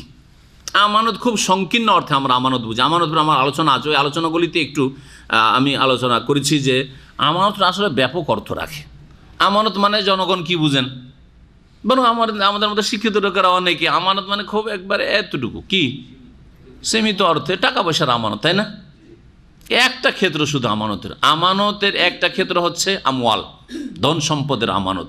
টাকা পয়সা আপনি আমার কাছে রেখেছেন, অথবা আপনার কাছে রেখেছি, অথবা ব্যাংকে ডিপোজিট রেখেছেন আমানত, সেটাও আমানত। হ্যাঁ, ব্যাংকের কাছে আপনার অধিকার আছে আপনি সেটা উঠিয়ে নেওয়ার, এই আমানত। ব্যক্তির কাছে রাখেন আর প্রতিষ্ঠানে রাখেন আপনি, আমানত, ধন সম্পদের আমানত। আরেকটি আমানত হচ্ছে কথার আমানত, অথবা এমন যেগুলি ভিতরের কথা, যেগুলি সবাইকে জানতে দিতে চাই না, পারিবারিক কিছু বিষয় আছে, ধরেন আপনার পারিবারিক কিছু আছে, গণ্ডগোল হতে পারে, অথবা পারিবারিক কিছু বিষয় রয়েছে বাইরে, সেগুলো লিক আউট হলে সেটা অপ্রীতিকর হবে, পছন্দনীয় নয়। এগুলি হচ্ছে আপোষের আমানত। বাড়িতে 3-4 ভাই 5 ভাই মিলে গল্প করলেন, গল্প করার পরে বাইরে গিয়ে শুরু করে দিলেন আপনি, আমানতে খেয়ানত করলেন আপনি। এগুলো হচ্ছে সারায়ের আমানত। সারায়ের যেগুলো লুকায়িত বিষয়, গোপনীয় বিষয়, এসবগুলির আমানত। স্বামী স্ত্রীর মাঝে গোপনীয় কত কিছু হইতে পারে, সেগুলি আমানত। আপনার স্ত্রী, হ্যাঁ আমার স্বামী কেমন, তার শারীরিক দিক থেকে, তার যৌন ক্ষমতার দিক থেকে ইত্যাদি, এসব যদি বান্ধবীর কাছে বলে বেড়ায় তো খেয়ানত। এইরকমই আপনি আপনার নতুন বউকে পেয়ে কেমন প্রথম রাতে পেলেন, আর তারপরে কেমন কাটছে আপনার দিনকাল ইত্যাদি, সব বন্ধু মহলে বয়ান করবে যে খেয়ানত করছেন আপনি। আমানত, এগুলি আমানত। নবী সাল্লাল্লাহু আলাইহি ওয়াসাল্লাম বলেছেন এইরকম চরিত্রের লোক যারা যারা রাতে স্বামী স্ত্রী একসাথে বসবাস করে আর তারপরে মেলামেশা হয়, আর দিনে গল্প গুজব করে সাথী বন্ধুদের সাথে বা বান্ধবীদের সাথে, ওরা কেমন রাস্তাঘাটে দুইজনে উলঙ্গ হয় ইয়ে করছে, হ্যাঁ নিজের কাজ সারছে, ওইরকম সবাই তাকাচ্ছে, তামাশা দেখছে, ঠিক ওই রকম, ঠিক না? চোখের আড়ালে করেছে কিন্তু বাকি সব বয়ান করছে, তো একই তো। আর একজন লোক চোখের আড়ালে না, সামনাসামনি সব কিছুই করছে, তো ওই চরিত্রের লোক নোংরা নিকৃষ্ট। তো কুকুরের কাজ এটা, কুকুর দেখা যায় রাস্তাঘাটে যেখানে সেখানে, জি এটা তো মানুষের কাজ নয়, জি খেয়ানত। এসব আমানতের চাইতে বড় আমানত হচ্ছে আল্লাহ রাব্বুল আলামিন যেই দিন নাজিল করে, সেটা হচ্ছে আমানত আমাদের কাছে। যে দিন দান করেছেন, তৌহিদ আমানত, 5 ওয়াক্ত নামাজ আমানত, জি হ্যাঁ, রোজা আমানত, রমজান আমানত, জাকাত আমানত, হজ আমানত, ইসলামের আদেশ নিষেধগুলি হচ্ছে আমানত। এগুলিকে যারা পালন করলো না ঠিকভাবে, তারা খেয়ানত করলো। আল্লাহ পাক লা তাখুনুল্লাহ ওয়ার রাসূল, আল্লাহ এবং রসুলের খেয়ানত করিও না। তো আল্লাহর খেয়ানত কেমন করে হয়? আল্লাহর খেয়ানত এইভাবে হয়, আল্লাহর অবাধ্য হয়ে। রসুলের খেয়ানত, রসুলের তরিকায় না চলে রসুলের মতো অন্য কাউকে মানছেন আপনি। আমাদের হুজুরে কি বলেছেন এরকম, আমাদের ইমাম সাহেবের ফতোয়া কি, আমাদের মযহাবের ফতোয়া কি, ওটা হাদিসের ওপর প্রাধান্য পাচ্ছে, তাহলে আপনি খেয়ানত করছেন আপনি রসুলের সাথে। আপনাকে রসুলকে মানতে বলা হয়েছে, সব কথাই রসুলের মানবেন, বাকি যে কোনো মানুষের ভুল হইতে পারে। যদি রসুল্লাহ সাল্লামের কথা হয় তো আপনার ইমাম সাহেবের কথা মানেন, মযহাবের কথাও মানেন, যেটা রসুল সাল্লামের কথা। কিন্তু রসুল তার 4টা কথা বলেন যে 4টাই ঠিক, এটাও ঠিক, ওইটাও ঠিক, ওইটাও ঠিক, ওইটাও ঠিক, 4টাই ঠিক। এটা তো না, 4টার একটা ঠিক। তাহলে আপনাকে যে একটা ঠিক ওইটা তলাশ, যারা যে আলেমরা করে, আপনি যদি সাধারণ মানুষ হন, যে আলেম তলাশ করে 4টার মধ্যে কোনটা ঠিক বলে, ওই আলেমের কাছ থেকে ফতোয়া নেবেন আপনি। বুঝছেন আমার কথা? আর যে আলেম বলে যে ওদেরটাও ঠিক আমাদের ঠিক, আপনি ওদেরটা মানবেন না, আপনি যেহেতু অমুক মযহাবের সেজন্য এইটা মানেন, এটা খেয়ানত। এটা খেয়ানত হল, মানে সঠিকটা মানতে দেবেন আপনাকে, এক গিয়ারে আপনাকে ওইটাতে রাখবে, শুধু এক গিয়ার রসুল্লাহর গিয়ারে আবার রাখবেন, হ্যাঁ এক ইমামের গিয়ারে রাখবে, এটা ভুল। এক গিয়ারে থাকেন, সেটা রসুল্লাহ সাল্লাল্লাহু গিয়ারে থাকেন, রসুল্লাহ সাল্লাল্লাহু তরিকে আপনাকে থাকতে হবে। তাহলে আমানত সম্পর্কে বললাম যে আল্লাহ রাব্বুল আলামিন দিন হচ্ছে আমানত। এই অর্থেই কোরআনে কারীমে রয়েছে সূরা ইন্না আরাদনাল আমানাতা আলাস সামাওয়াতি ওয়াল আরদ ওয়াল জিবাল, আমি আমানত পেশ করলাম। আল্লাহ বলছেন আমি আমানত পেশ করলাম, ইন্না আরাদনাল আমানাতা আলাস সামাওয়াত, আসমানের কাছে, ওয়াল আরদ জমিনের কাছে, ওয়াল জিবাল আর পাহাড় পর্বতের কাছে, যে তোমরা এই আমানত নাও, গ্রহণ করো, তোমাদের উপর এই আমানতের দায়িত্ব দিচ্ছি। ফাআবাইনা ইয়াহমিলনাহা, তারা কি করলো? অস্বীকার করলো। ওয়াশফাকনা মিনহা, ভয়ে ভীত সন্ত্রস্ত, আমরা পারবো না। ও হামালাহাল ইনসান, বহন করলো কে? ইনসান, মানুষে উঠিয়ে না, আমরা পারবো। ইন্নাহু কানা যালুমান জাহুলা, এটা কোন আমানত ছিল? দিনের আমানত, কোরআনে কারীমের আমানত, ইসলামের বিধিবিধানের আমানত, ওহির আমানত, জি আল্লাহর বিধানের আমানত। এইরকমই যতগুলি আমানত হইতে পারে, এইরকম ক্ষেত্রে আপনার এমন কোনো দায়িত্ব রয়েছে যেটা শুধু আপনি জানছেন, আর কেউ জানছে না। যেমন আপনার কোনো কিছুর কাফারা আছে, আপনি এমন কাজ করেন যাতে কাফারা আছে, কেউ জানছে না, আমানত। এইরকম মান্যত আছে, আপনি মান্যত করেছেন, আল্লাহ যদি আমার ছেলেটাকে সৌদি আরব পৌঁছে দেয়, বা ছেলেটা যদি পাশ করে নেয়, তো আমি গ্রামের লোককে একটা গরু জবাই করে খাওয়াবো। আমাদের দেশের লোকেরা খুব করে এগুলো, করে না? করবে দেখলে ছেলে তো সৌদি আরব পৌঁছে গেছে, পাস তো করে নিয়েছে, আর গরুর দাম তো অনেক বেশি, থাক, কেউ তো জানে না, কাউকে তো বলিনি, আল্লাহ তো জানেন, আমানত এটা, জি। তো ইবনে কাসির রহমতুল্লাহ আলাইহি বলছেন যে সালাত, যাকাত, সিয়াম, কাফারাত, নাজর, মান্নত, এই সবগুলি আমানত। এসবগুলি আমানত।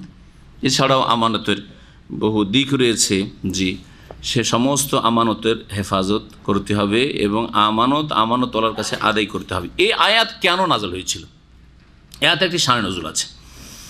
ইন্নাল্লাহ ইয়ামুরুকুম আন তুআদ্দুল আমানাতি ইলা আহলিহা। নবী সাল্লাল্লাহু আলাইহি ওয়াসাল্লাম যখন মক্কা বিজয় করলেন, কোন সালে? 8ম হিজরিতে মক্কা বিজয় হইল। মক্কা রাসূলুল্লাহ সাল্লাল্লাহু আলাইহি ওয়াসাল্লাম হাতে আসলো, জি। কাফেররা সারেন্ডার করলো।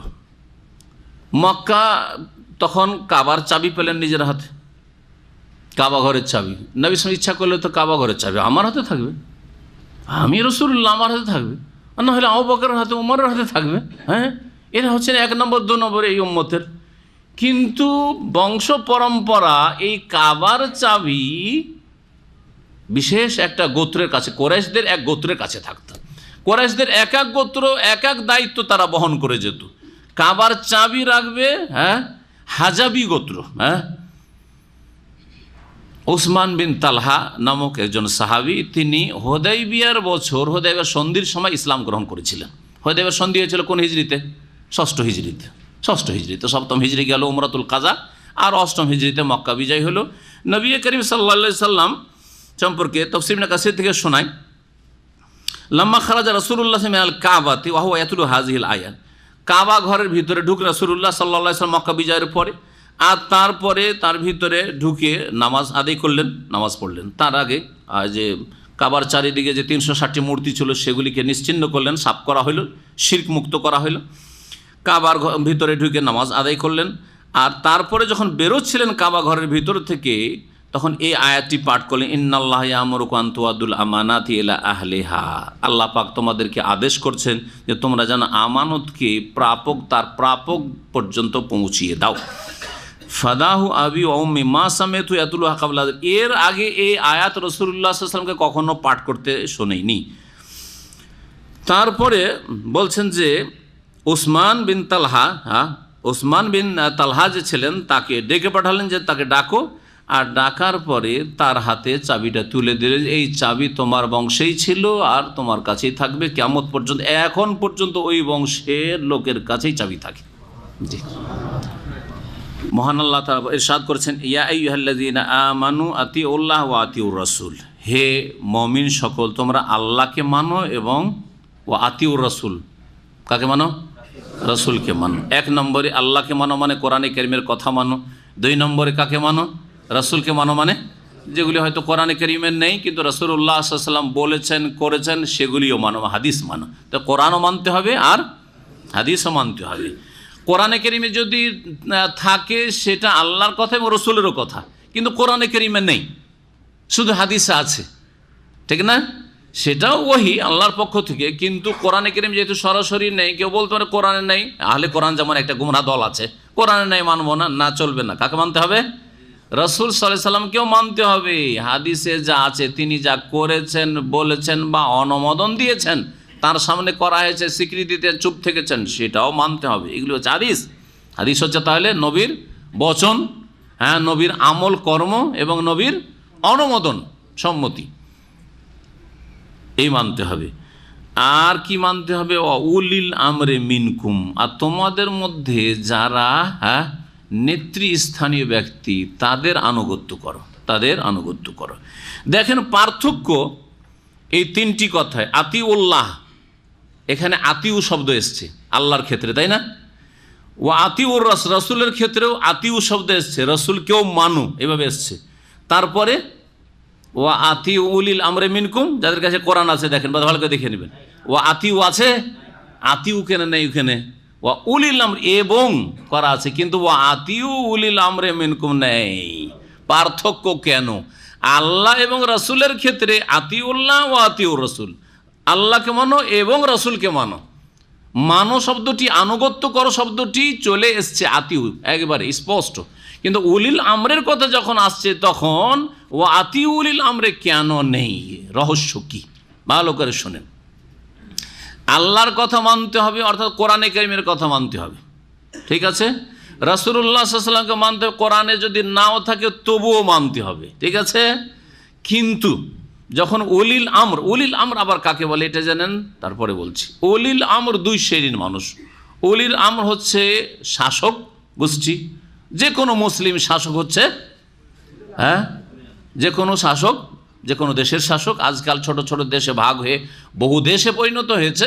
ইসলামের প্রথম যুগে মুসলিমদের একটি দেশ হইত, মুসলিমদের একটি খেলাফত হতো, একটি দেশ হতো, যেটা আর সম্ভব হয়নি, যার ফলে টুকরো টুকরো হয়ে গেছে। ইসলামের বিরুদ্ধে, মুসলিমের বিরুদ্ধে ষড়যন্ত্র এবং মুসলিমদের অনৈক্য, মুসলিমদের দুর্বলতা ইত্যাদি বহু কারণে এই যুগের আবর্তন বিবর্তনে 1400 বছরে বহু দেশ মুসলিমদের হয়ে গেছে, ঠিক না? কিন্তু আপনি যখন খেলাফত আমল দেখবেন, যদিও খেলাফতের রাশেদা শেষ হয়ে গেছে, আবু বকরের জামানা, ওমরের জামানা, উসমানের জামানা, আলী জামানা, কয়টা দেশ ছিল? মুসলিমদের দেশ একটা। মুআবিয়া রাদিয়াল্লাহু জামানে, এমনকি উমাইয়া গোত্রে 132 পর্যন্ত মুসলিমদের কয়টা দেশ ছিল? মাত্র একটি দেশ। আচ্ছা, তারপরে আব্বাসি খেলাফত শুরু হলো, উমাইয়াদের পতন ঘটলো, 656তে আবার পতন ঘটলো আব্বাসীদের। এতদিন পর্যন্ত কয়টা দেশ ছিল মুসলিমদের? মোটামুটি শেষ দিকে শুরু হয়ে গেছিলো, শেষ দিকে ভারতে তখন মোগলরা আসতে শুরু হলো, আরও কিছু শুরু হইল। কিন্তু মোটামুটি যে কয়েকশো বছর ধরে মুসলিমদের একটি দেশ ছিল। উসমানী খেলাফতের যুগে সমস্ত মুসলিমদের দেশ, খেলাফতে উসমানিয়া, তুর্কিদের যে খেলাফত ছিল, একটি দেশ ছিল, একটি দেশ ছিল। আর ছিল আর একটা ভারত উপমহাদেশে মোগলদের ছিল। জি, তো এই ছিল মুসলিমদের ইতিহাস। আর সেই মুসলিমদের এখন কতগুলি দেশ, আর কত দুর্বল হয়ে পড়েছে মুসলিমরা। কোথায় চলে গেছে মুসলিমরা? কিসের জন্য? মুসলিমদের শুধু অনৈক্য না, আল্লাহর দিন থেকে সরে যাওয়ার কারণে? অনৈক্যের আগে তৌহিদ থেকে সরে যাওয়ার কারণে, শিরকে লিপ্ত হওয়ার কারণে। অনৈক্যের আগে তাদের নামাজ থেকে সরে যাওয়ার কারণে। মসজিদে ঐক্য নেই, সবগুলি গ্রামের লোক মসজিদে যে চলে, এটা সবচেয়ে বড় ঐক্য। তার চাইতে বড় ঐক্য হচ্ছে সারা বিশ্বের সমস্ত মুসলিম এক আল্লাহকে সেজদা করবো, কাউকে সেজদা করবো না, না দুর্গাকে না দরগাকে। এটা সবচেয়ে বড় ঐক্য। কোথায় ঐক্য? খালি মুখে ঐক্য বললে হবে? কেউ কবরে সেজদা করে, আর কেউ আর কিছু করে, কেউ সেজদাই করে না, বেদিন নাস্তিক, আর সবগুলি মুসলমান। আর বলবেন যে আমরা সব এক হওয়ার চেষ্টা করছি, এক হওয়ার চেষ্টা করছি। কিয়ামত পর্যন্ত এক হবেন না, কিয়ামত পর্যন্ত এক হবেন না।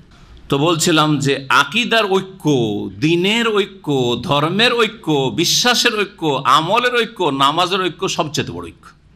নামাজের ঐক্য দেখেন কত সুন্দর। ইমামের একটু আগে যদি আপনি সিজদায় চলে যান গুনাহগার, একটু আগে রুকুতে চলে যান গুনাহগার, জেনে শুনে জানতো নামাজ হবে না, ঠিক না? নামাজ ইমামের আগে যদি সালাম ফিরে দেন নামাজ হবে? চিন্তা করেন আপনি, গুনাহগার আপনি।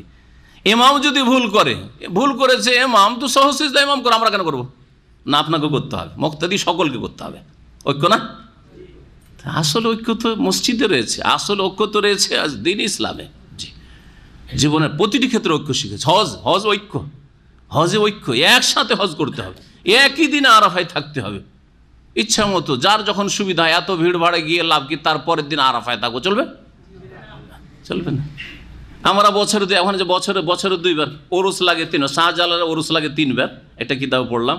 আর এখন বিশ্ব ইজতেমা হচ্ছে বছরে একবারের জায়গায় 2 বার শুরু হয়েছে। আর এক জায়গায় কয়েক জায়গায় মনে হয় ডিস্ট্রিক্টে শুরু হচ্ছে, ঠিক না? কিন্তু কিয়ামত পর্যন্ত হজ কি এরকম হবে যে এত যে ভিড় ভাড়, তো হজটা বছরে 2 বার 3 বার করা যাক, আর 2-3 জায়গায় করা যাক, হবে? এ হচ্ছে ঐক্য, আসল এ হচ্ছে ঐক্য। আর বাকিগুলো হচ্ছে অনৈক্য। এখন আসেন, শাসক গোষ্ঠীকে উলিল আমর বলা হয়েছে, যাদের হাতে আদেশ নিষেধের ক্ষমতা আছে। আমর মানে হচ্ছে আদেশ, যারা আদেশ নিষেধের ক্ষমতা রাখে তাদেরকে কি বলা হয়? উলিল আমর, আমরওয়ালা। জি, এরা হচ্ছে যারা ক্ষমতাবান শাসক গোষ্ঠী। দ্বিতীয় হচ্ছে ওলামায়ে কেরাম, দ্বিতীয় হচ্ছে ওলামায়ে কেরাম। তাদের কাছে আদেশ নিষেধে আছে কি? দিনের এটা জায়েজ, এটা জায়েজ নয়, এটা হালাল, এটা হারাম না, এটা ফরজ আপনার জন্য, এটা হচ্ছে সুন্নাত, এটা মুস্তাহাব। এ বলার অধিকার কার? আলেম ওলামাদের, যারা কোরআন সুন্নাহর বিজ্ঞ আলেম তাদের। এরা হচ্ছে উলিল আমর। তাহলে আনুগত্য করতে হবে কার? আল্লাহকে মানতে হবে, রসুলকে মানতে হবে, আর কাকে মানতে হবে? শাসকদেরকে মানতে হবে, ওলামাদেরকে মানতে হবে। ওলামাদেরকে মানতে হবে না, একজন আলেমকে মানতে হবে। এইখানে একদল বিভ্রান্ত হয়েছে, যার ফলে বলছে যে বাস 4 জনকে মানতে হবে, আর 4 জনের একজনকে মানতে হবে, আর বাকি কাউকে না। 4 ইমাম উলিল আমর বলে 4 ইমাম বোঝানো হয়নি, এইটাই হচ্ছে গোমরাহি। এখানে 4 ইমামকে শুধু মানতে হবে, 4 ইমামের একজনকে মানতে হবে না। 4টাকে চারটার এলেম থেকে আপনি উপকৃত হন, তারা দুনিয়া থেকে চলে গেছেন। এখন চার ইমামের কোন এক ইমামের কবরের কাছে গিয়ে ফতোয়া জিজ্ঞেস করে চলবে নাকি? যদি কি আবু হানিফার কবরের কাছে গিয়ে বলে যে আমার মাসলার ফতোয়া দেন, হবে? আসবে জবাব? শাফির কবরের কাছে গিয়ে, মালিকের কবরের কাছে গিয়ে, ইমাম আহমদের কবরের কাছে গিয়ে চলবে? তাহলে জীবিত আলেমকে কি করতে হবে? হ্যাঁ, তাকে জিজ্ঞাসা করতে হবে যে এই ক্ষেত্রে আল্লাহর আমর কি, আল্লাহ কি আদেশ করছে, এটা ফরজ না জায়েজ, না এই ব্যবসা করবে এটা হালাল হবে না হারাম হবে, এটা জীবিত ভালো কোরআন সুন্নাহর আলেমকে জিজ্ঞেস করতে হবে। এটা হচ্ছে উলিল আমরে মিনকুম। বুঝলেন না? তাহলে উলিল আমর দুই প্রকার। এখন প্রশ্ন আগেরটা থেকে গেছে, কিন্তু আল্লাহকে মানো আতিউ বলা হয়েছে, রসুলকে মানো ওয়া আতিউর রসুল, ওয়া উলিল আমরে মিন ওয়া আতিউ উলিল আমরে মিনকুম কেন বলা হইল না? এই জন্যই বলা হইল না যে আল্লাহকে মানতে হবে হ্যাঁ পৃথকভাবে, রসুল বলে না বলে, হয়তো হাদিসে নেই কিন্তু কোরআন আছে, মানবেন না মানবেন না? অবশ্যই মানবেন। কোরআনে নেই কিন্তু হাদিস আছে, মানবেন না মানবেন না? মানবেন। কিন্তু কোরআনে নেই, হাদিসে নেই, আল্লাহ বলেন, রসুল বলেননি, আলেম সাহেব বলছেন, মানবেন না? মানা যাবে না। বোঝা গেছে? এবার কোরআনেও অনুমতি নেই, হাদিসে অনুমতি নেই, আর দেশের সরকার বলছে, মানবেন? মানা যাবে না। এবার বুঝতে পেরেছেন? তার মানে উলিল আমরের মানাটা হচ্ছে আতিউল্লাহ আতিউর রসুলের অন্তর্ভুক্ত। যদি আল্লাহ এবং রসুলের কথা বলে দেশের শাসক তাহলে মানো, আর যদি তার বিরুদ্ধে বলে মানিও না। লা তাআতা লিমাখলুকিন ফি মাসিয়াতিল খালিক ইন্নামা তাআতু ফিল মারুফ। আল্লাহর নাফরমানি করে কোনো মানুষকে মানা চলবে না, আলেমকেও মানা চলবে না, আর শাসককেও মানা চলবে না। ইন্নামা তাআতু ফিল মারুফ, ভালো কাজে একমাত্র যেটা জায়েজ কাজ তাতেই শুধু মানতে হবে শাসককে বা আলেমকে। আমি যদি আপনাকে বলি হ্যাঁ কোনো জায়েজ কাজ তাহলে মানবেন, আর যদি নাজায়েজ বলি হ্যাঁ, কিন্তু পীর সাহেব বলে চলবে, আমি বলে চলবে না, কেন শরীয়তের আলেম আমরা না।